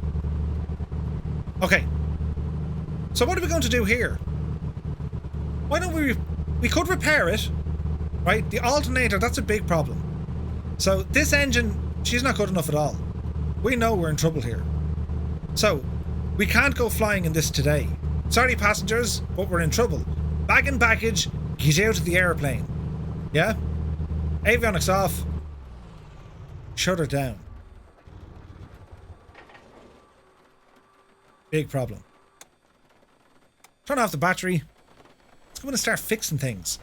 Now, if you want to be completely mad, sure, go ahead and fly with it. I don't recommend it. The alternator is shot and it's not putting out any voltage. It needs a complete overhaul. It's not airworthy. Okay, let's fix it. Brand new alternator. The air filter. Your air filter has some time on it. Air filters are cheap and easy to replace. It should be replaced now or in the near future. Air filters are cheap. So let's give it a service. New air filter. The oil pump. Now this is major surgery. This oil pump has some time on it, so we can assume it could be wearing down. Oil pressure is still satisfactory, so it is airworthy, but keep a close eye on oil pressure. Let's leave that. The electric fuel pump. The booster pump has a lot of time on it and it is showing its age. It's still operating, we can still fly with it, but an overhaul is recommended. Let's leave that there. We have budget constraints. We can't afford all this. So let's see what happens. Our mags. The left mag. It's wearing down and the points are starting to pit. This is likely not performing at its peak, and while technically it's still airworthy, an overhaul is recommended. Let's leave it there for the moment. Let's say we're after buying this aircraft here at Mifflin and we're going to fly it back to our home airport, to our own hangar. So we'll be evaluating, hey, we should be okay for our little flight. We're only going to fly for a couple of hours or whatever. Yeah. The magnetic is wearing down. Same problem on this one. Yeah, let's leave it there. The oil lines. The oil lines are old, hard, and now they are leaking. All oil hoses must be replaced to be airworthy. Okay, well, let's fix them. Oil lines are fixed. What about the fuel filter? Fuel filter is clogged to the point it's restricting your flow. It's likely to cause, or the cause of low fuel pressure. It needs to be replaced. Let's fix the fuel. Sweet, okay. So we'll go back into the airframe. We know that the battery, we didn't know the battery. We know that the flap is a little bit dodged on the left. Low voltage, the battery needs to be charged. Let's leave that alone. The battery can't hold a charge. It's shot and needs to be replaced. So not only was the alternator not working, that's a plane after spawning enemy, lads. Don't worry about that at all. I'll move somewhere safe, look. Right? The battery is shot. Now, I wonder, can we recover it with the alternator now working? Probably not. We've probably run the liquid. Do you know the, what do they call it? What's the water called? Condensed water. The cells are probably gone now because we've worn the battery out too much. Now we can check this. Go to the electrical system. Look at the battery. It's quite low, but it's not gone yet. Let's leave it there. And then it's telling us we've a problem with the brake. The right brake pads are worn. You should replace them now or in the very near future to avoid scarring the rotors. Essentially, you're going to scratch the discs. If you notice any pulling when applying the brake, use them as little as possible. So because you have brake wear and tire wear, when you try to brake with both pedals, if one of the brakes is on the way out, well, the aircraft will pull in the direction of the good brake. Isn't that cool? Absolutely cool. Right, so let's leave the rest. I think we're okay with the rest. I'm happy enough. So we're going to try and start it up again, right? So, battery on. And we know we have a problem with the battery, so we won't mess around. Fuel pump. See how quick the fuel pressure is coming up? We're way better now. Way, way better now. Right? I'll just give it 2 shots of prime here. Okay, so we'll say clear prop. And let's see what happens here. Are we ready?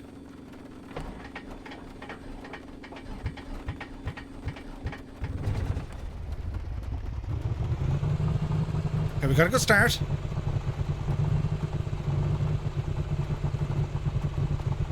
It's still rough. Let's just have a listen.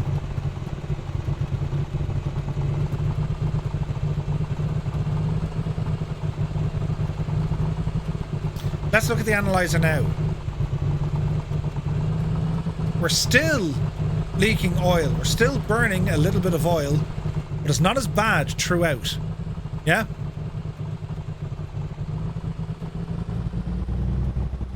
The oil is old. Correct. So if we've replaced everything to do with the oil, well, why did we do anything with the oil itself? Right? Now, I could shut it all down, but let's see what happens. Let's replace the oil. Let's go 9 quarts. Let's change the oil and put in an additive.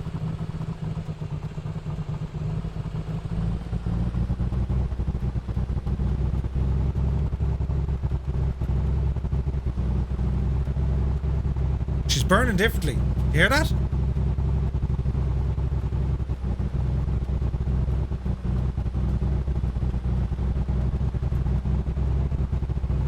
It's not as bad. This would be interesting to hear how it all goes to plan here, right? I get the avionics on.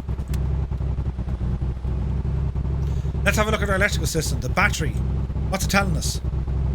Time to charge, 5 minutes. See the way the battery is orange and it's lowered? That's letting you know that the cells are damaged. This will never ever get to being full capacity. The cells have reduced the capacity of the battery. Meaning you're never going to achieve the maximum volts of whatever it is. What is it? Is it like a 16 volt? Thicker oil for an old engine. We'll have an additive in there, so we have 100, 20, or 25.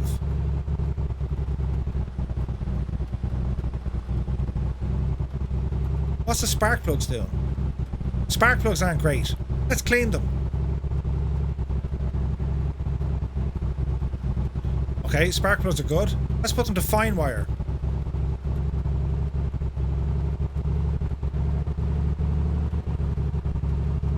It's thinking about it. What about the oil pump and the oil filter? Let's change the oil filter.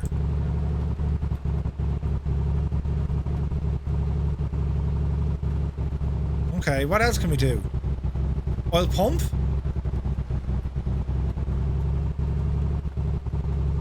The cylinder is not firing at all. Let's replace it.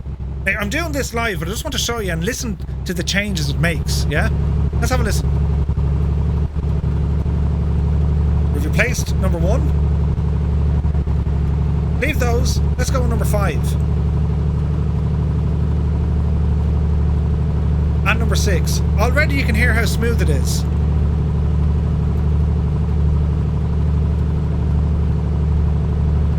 Right? Isn't that cool, lads? Isn't that amazing? Let's do the other cylinders. Let's get this thing back up to 100%. Or close to it. Replace number 4 and 3. Listen to how smooth it is now. We're no longer burning oil. Let's lower the RPM.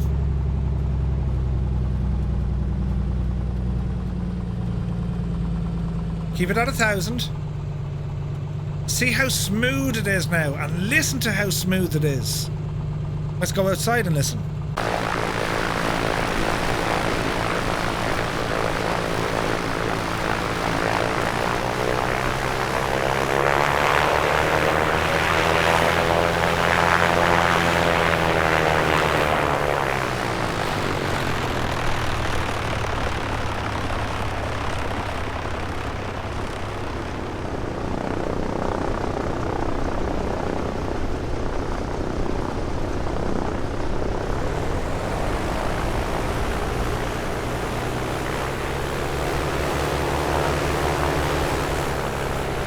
That sounds way more sweeter.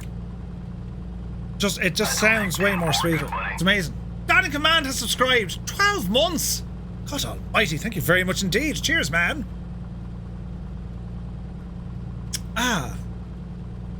So the whole point of this, guys, it's to give you an overview of what to be looking for. A2A are going to be releasing tutorial videos to teach you how to fix and what to watch and how to fly. This is just an overview of what you can expect from this airplane, which is, it's staggering, absolutely staggering, right? So for your chance to win one of these, do press the button, ! Ticket. Hey Vasco, good to see you. I'm just home. That's okay. Watch this video, Vasco. There's loads of hidden nuggets of information and stuff. Right, so what we're going to do, lads, we're going to now go for a flight, right? So, bring this down. Get all our lights on. Heat. Bring it on. And make sure everything's set to the way it is. Now, again, I'm looking for a weather sock. I can see what it's doing. Never trust the Microsoft Flight Sim weather socks. Sometimes they're borked. Trust this gadget. So the wind is actually coming in 004 at 2 knots. It's coming slightly behind us, yeah? Okay. And now we have the inside air temperature as well. And see the way the thermometer is, it's not going up or it's not going down? Check this out. Cabin vent or cabin heater. Cabin heater and defroster. See the way the temperature is now starting to increase? Because we've just put on the heater. It's going to get warm and toasty inside of our little Comanche here, right? How well does the taxi in a crosswind? Excessive rudder needed. You betcha. Who are you calling a nugget? No, just nuggets of information. I'm in trouble. Right. Leave the old defroster on there because, you know, well, it's not really defrosting, but look how quick it cleared our windows, lads. How cool is that? The windows fog up. Right? Okay. Let's do the thing with the yoke and the thing. Transponder. We're definitely not VF4, but sure, listen, it's fine, right? So, park and brake coming off. Now, if you don't want the pilots visually inside in the cockpit, but you can turn that off. But for the sake of this, I'm not going to. Do you hear that squeak on the brake? We know the right brake is on the way out, right? Hey, Jacob, good to see you. Can you change it to Celsius? I don't think so. Because even if I put it in metric... Well, hang on, we'll test it here quickly. Go handy, Murphy, will you? So if we go to metric and we go flight info... No, it stays in Fahrenheit. I don't know, can we change that, Scott?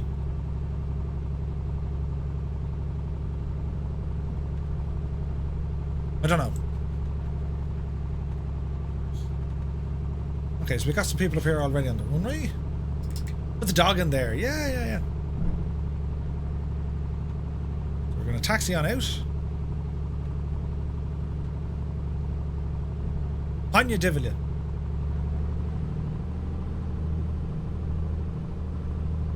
We're making sure that our mixture is all okay.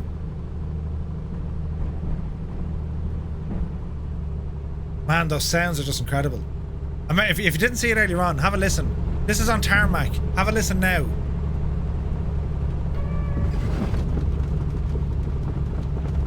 Right? And listen when we bounce back onto the tarmac. That's insanely good. Insanely good.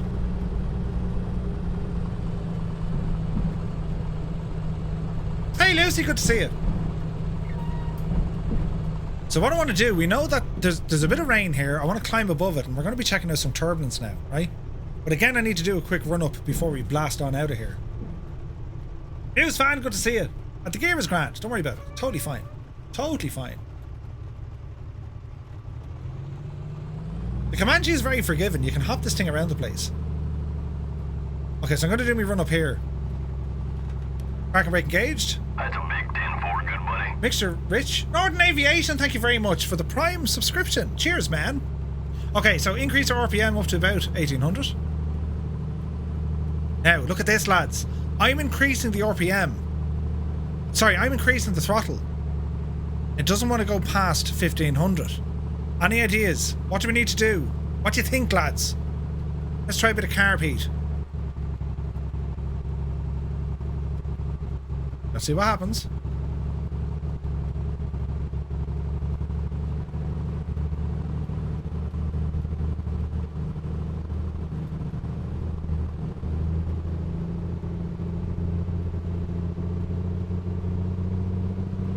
We're burning off any sort of carburetor ice.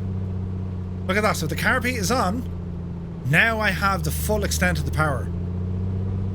We didn't have that a moment ago. The RPM wouldn't get above 1500. So carb heat off. 1800 on the RPM. Let's do a quick mag test. Left mag. Good. Back to both. Right mag. Good. Back to both. Prop cycle. It's good. That's good.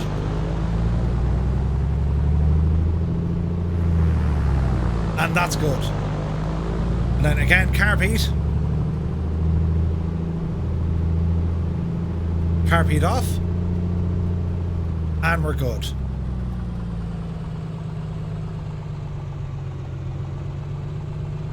Okay, I think we're good to go.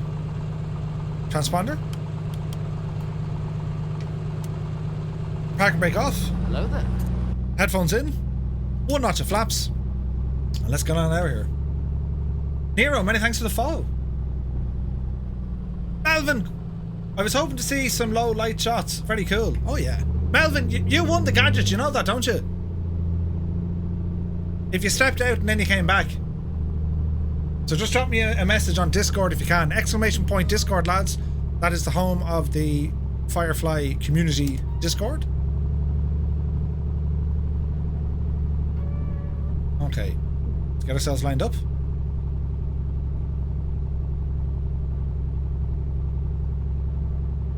Okay. Mr. Rich, flaps are set. We're walking, talking, and squawking.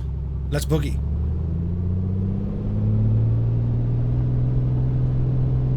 Takeoff power set. Airspeed alive. Small bit of movement with the aileron. There's 60 knots. 70, 75. We're getting light. There's 80. Yep, see Daisy. Positive rate of climb. We're indicating the climb. No more useful runway. Gear up.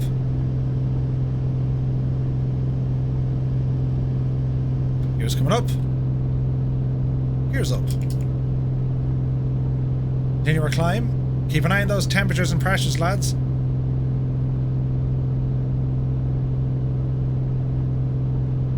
About 300 feet.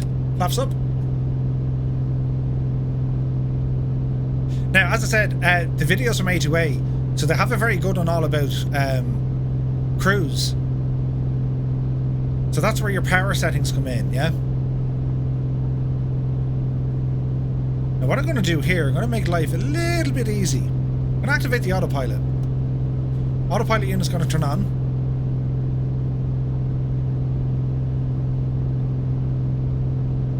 Climbing steady here at about 110 miles an hour. I keep saying knots, it's miles an hour. Real Deal says, A2A going to make a lot of money from this Comanche. I think they will focus on releasing products for Microsoft Flight Sim over the next several years. I agree. I agree. Okay, so our autopilot is ready. I'm going to put it onto heading mode and I'm going to feed it the altitude information. I'm climbing at 1,000 feet per minute. We're going to hold that and then hold altitude at 2,000 feet. Yeah?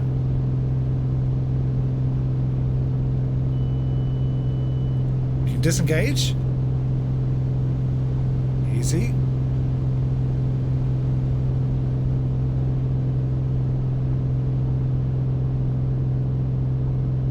Keep it on heading mode. And what I'm trying to do, I want to climb up through these clouds, right? So we're going to bring the RPM down a smidgen.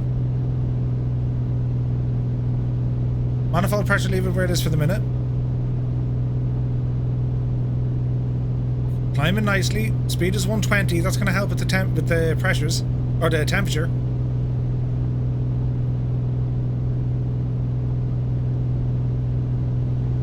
Everything seems relatively fine.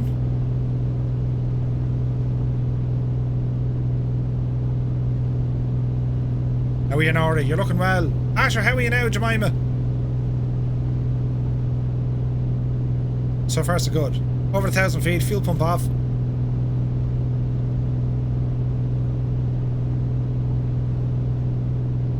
Jukebox, no, it's not in the marketplace. You can pick it up from A2A directly. It's only available for the PC.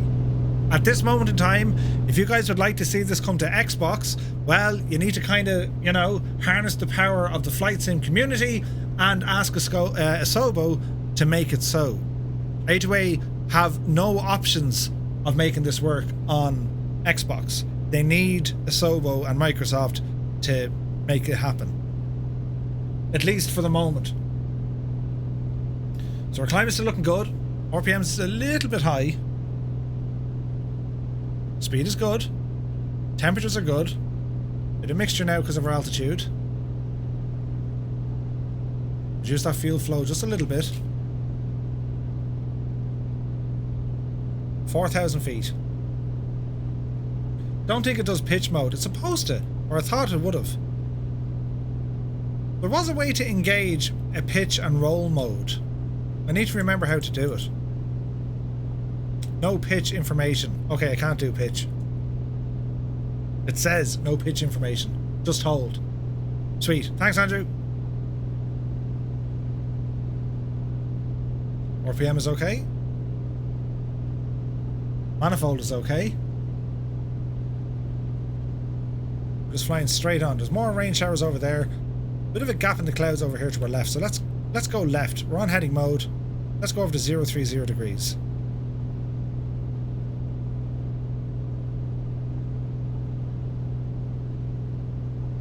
Hey, Pilot Peely is here. Good to see you. Okay, speed is looking good.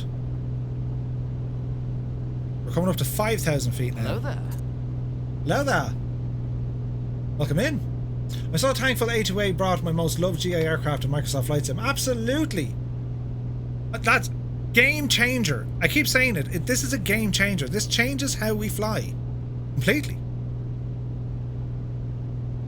Okay, speed is dropping down. We're going to hold 5,000. A little bit more. A little bit more. Okay, so let's give it some altitude information. Should pitch down. We're now in the cruise. Let the speed build up. Manifold pressure, bring it down a smidgen. RPM, bring it down a smidgen. And if you listen to the engine, you'll hear what's smooth and what's not smooth. This is fairly smooth. Back up here. It's not very smooth, is it? So, what if we lower the RPM right back? The sounds are so good. And again, I was going through like the air vent sounds. Right? Incredible. Right?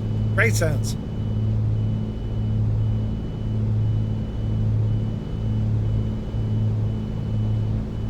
Fuel flow is coming back down. Okay, so at the moment, everything's going tickety-boo. Let's see, can we change this up a little bit with the weather? Okay, so we want to add in a bit of turbulence. So wind speed is at 4 knots. Let's give it about 6. And let's give it a couple of gusts here as well. Gusting 10, right?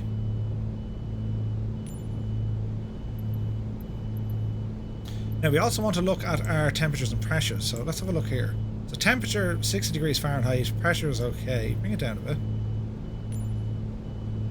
Humidity I'm not too worried about. And our cloud layer.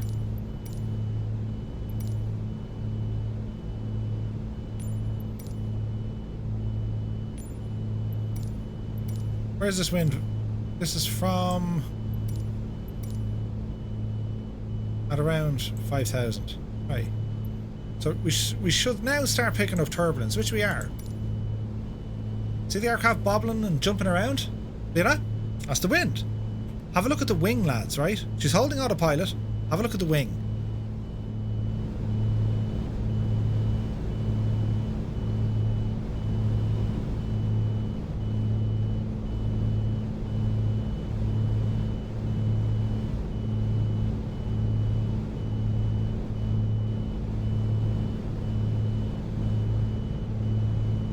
The sensation you get of flying a real airplane is so accurate in this.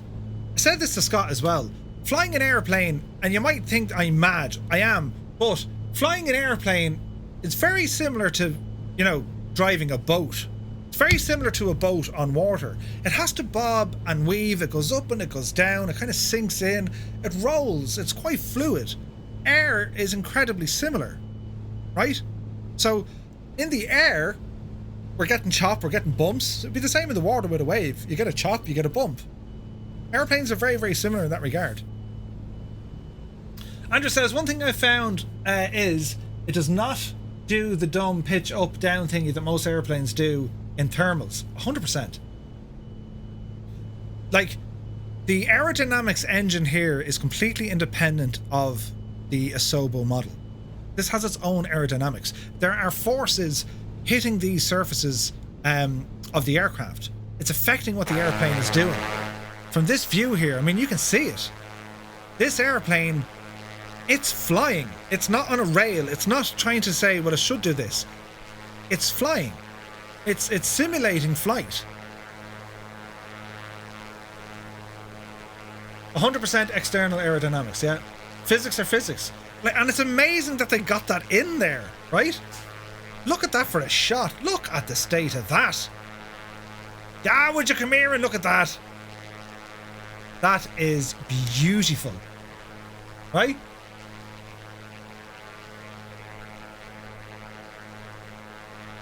Like, it's absolutely stunning. A pair of Comanches flying around. Don't forget, lads, we're doing a giveaway, right? And sure, while we're here, because everything's really nice, we'll do a bit of kind of, will we? You know what I mean? Because it's a really nice plane. Bit of music, maestro. Hang on. Hello there. Hello there. Someone come in. Who's that? Nathan, welcome in. Oh, Nathaniel, welcome in. And thanks for the follow. Right, lads, bit of tunage as we check out the size of this plane. You ready? Hello there.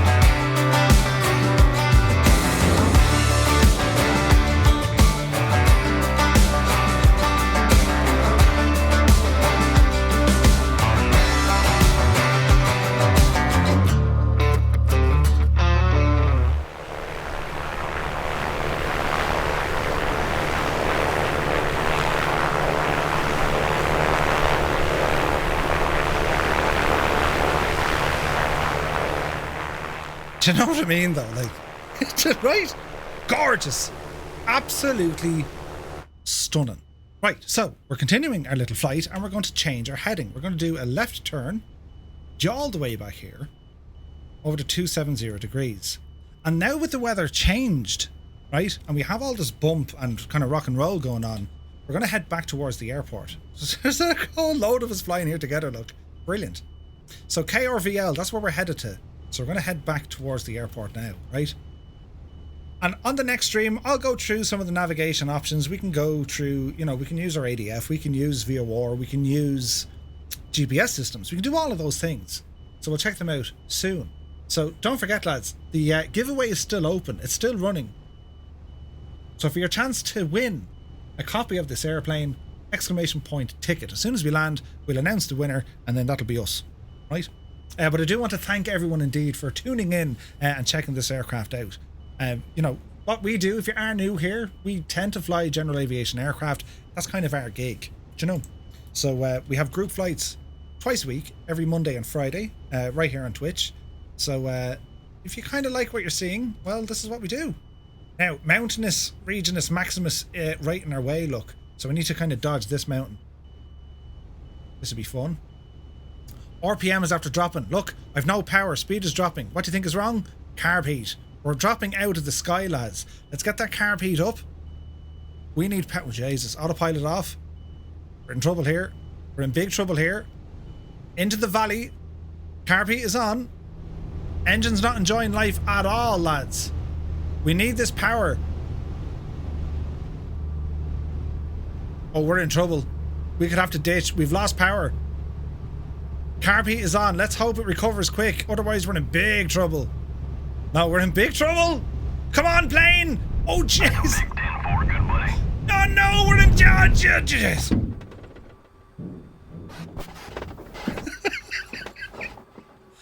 Yeah, so all the fun and stuff I was having. I'm after breaking me plane. Did you see what happened? We had suspected carburetor icing and it absolutely crippled the engine. And it was too late. It was too late before I copped it. See, it changes everything. Also, hashtag pro streamer. Engine cuts out in simulators is one of the... Hang on. Engine outs in simulators is one of the best things you can do to prepare yourself. The chat's going mad as a real pilot. Yes, exactly, Scott. That was intentional to show you there are consequences if you're not minding what you're doing. Yeah. Totally. Demonstration only, lads. Oh, yeah, demonstration only. That's very embarrassing and sad, isn't it? Well, I'm after breaking me plane after I fixed it all up again. It's terribly embarrassing, this. But on that bombshell, let us announce the winner of the second prize, which is as good as the first prize. Are we ready? Are you ready? No, it wasn't a random failure. It was the carburetor picked up ice. I lost all sorts of performance of the airplane. I was too low. I didn't cop it soon enough. I didn't realise it. There are telltale signs. That cylinder head temperature was low, right? We've killed it. It's did.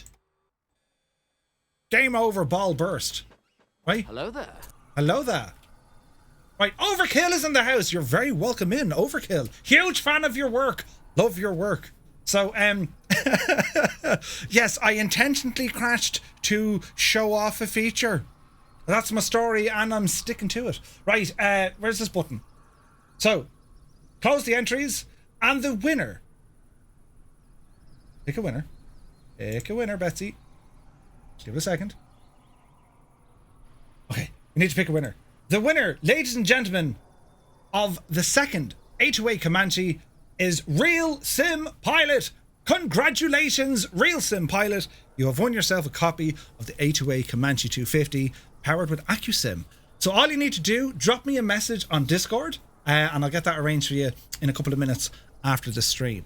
Guys, if you haven't, or if you just landed in here and you haven't seen anything, I've pretty much gone through an entire overview of this aircraft. Its features, the systems, what it can do. right? And in a lot of detail as well. So this video, it'll be live here now on Twitch.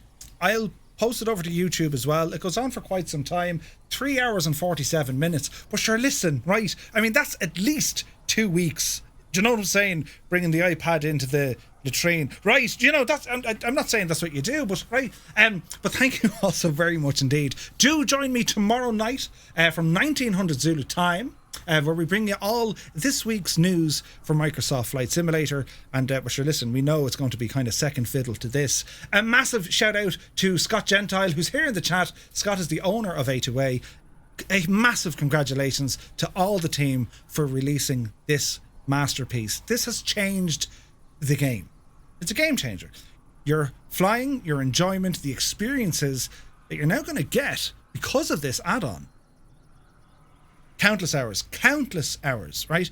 Think of the role play, right? You'll buy an aircraft at an auction. You're going to figure it all out. You're going to try and fly it back to your home airport. Some people are going to travel across the world in this, right? Or you might buy a brand new one with modern avionics and see how long the aircraft lasts to your style of flying. How rough are you when it comes to an airplane? Are you going to break things? Or you can pick up the used version. There's all stuff happening. We're getting a raid from Arch NDA, look. Many thanks, Arch. Welcome in, guys. We're just about to go, but don't worry. We'll pass on the love. We'll ramble off. Don't worry.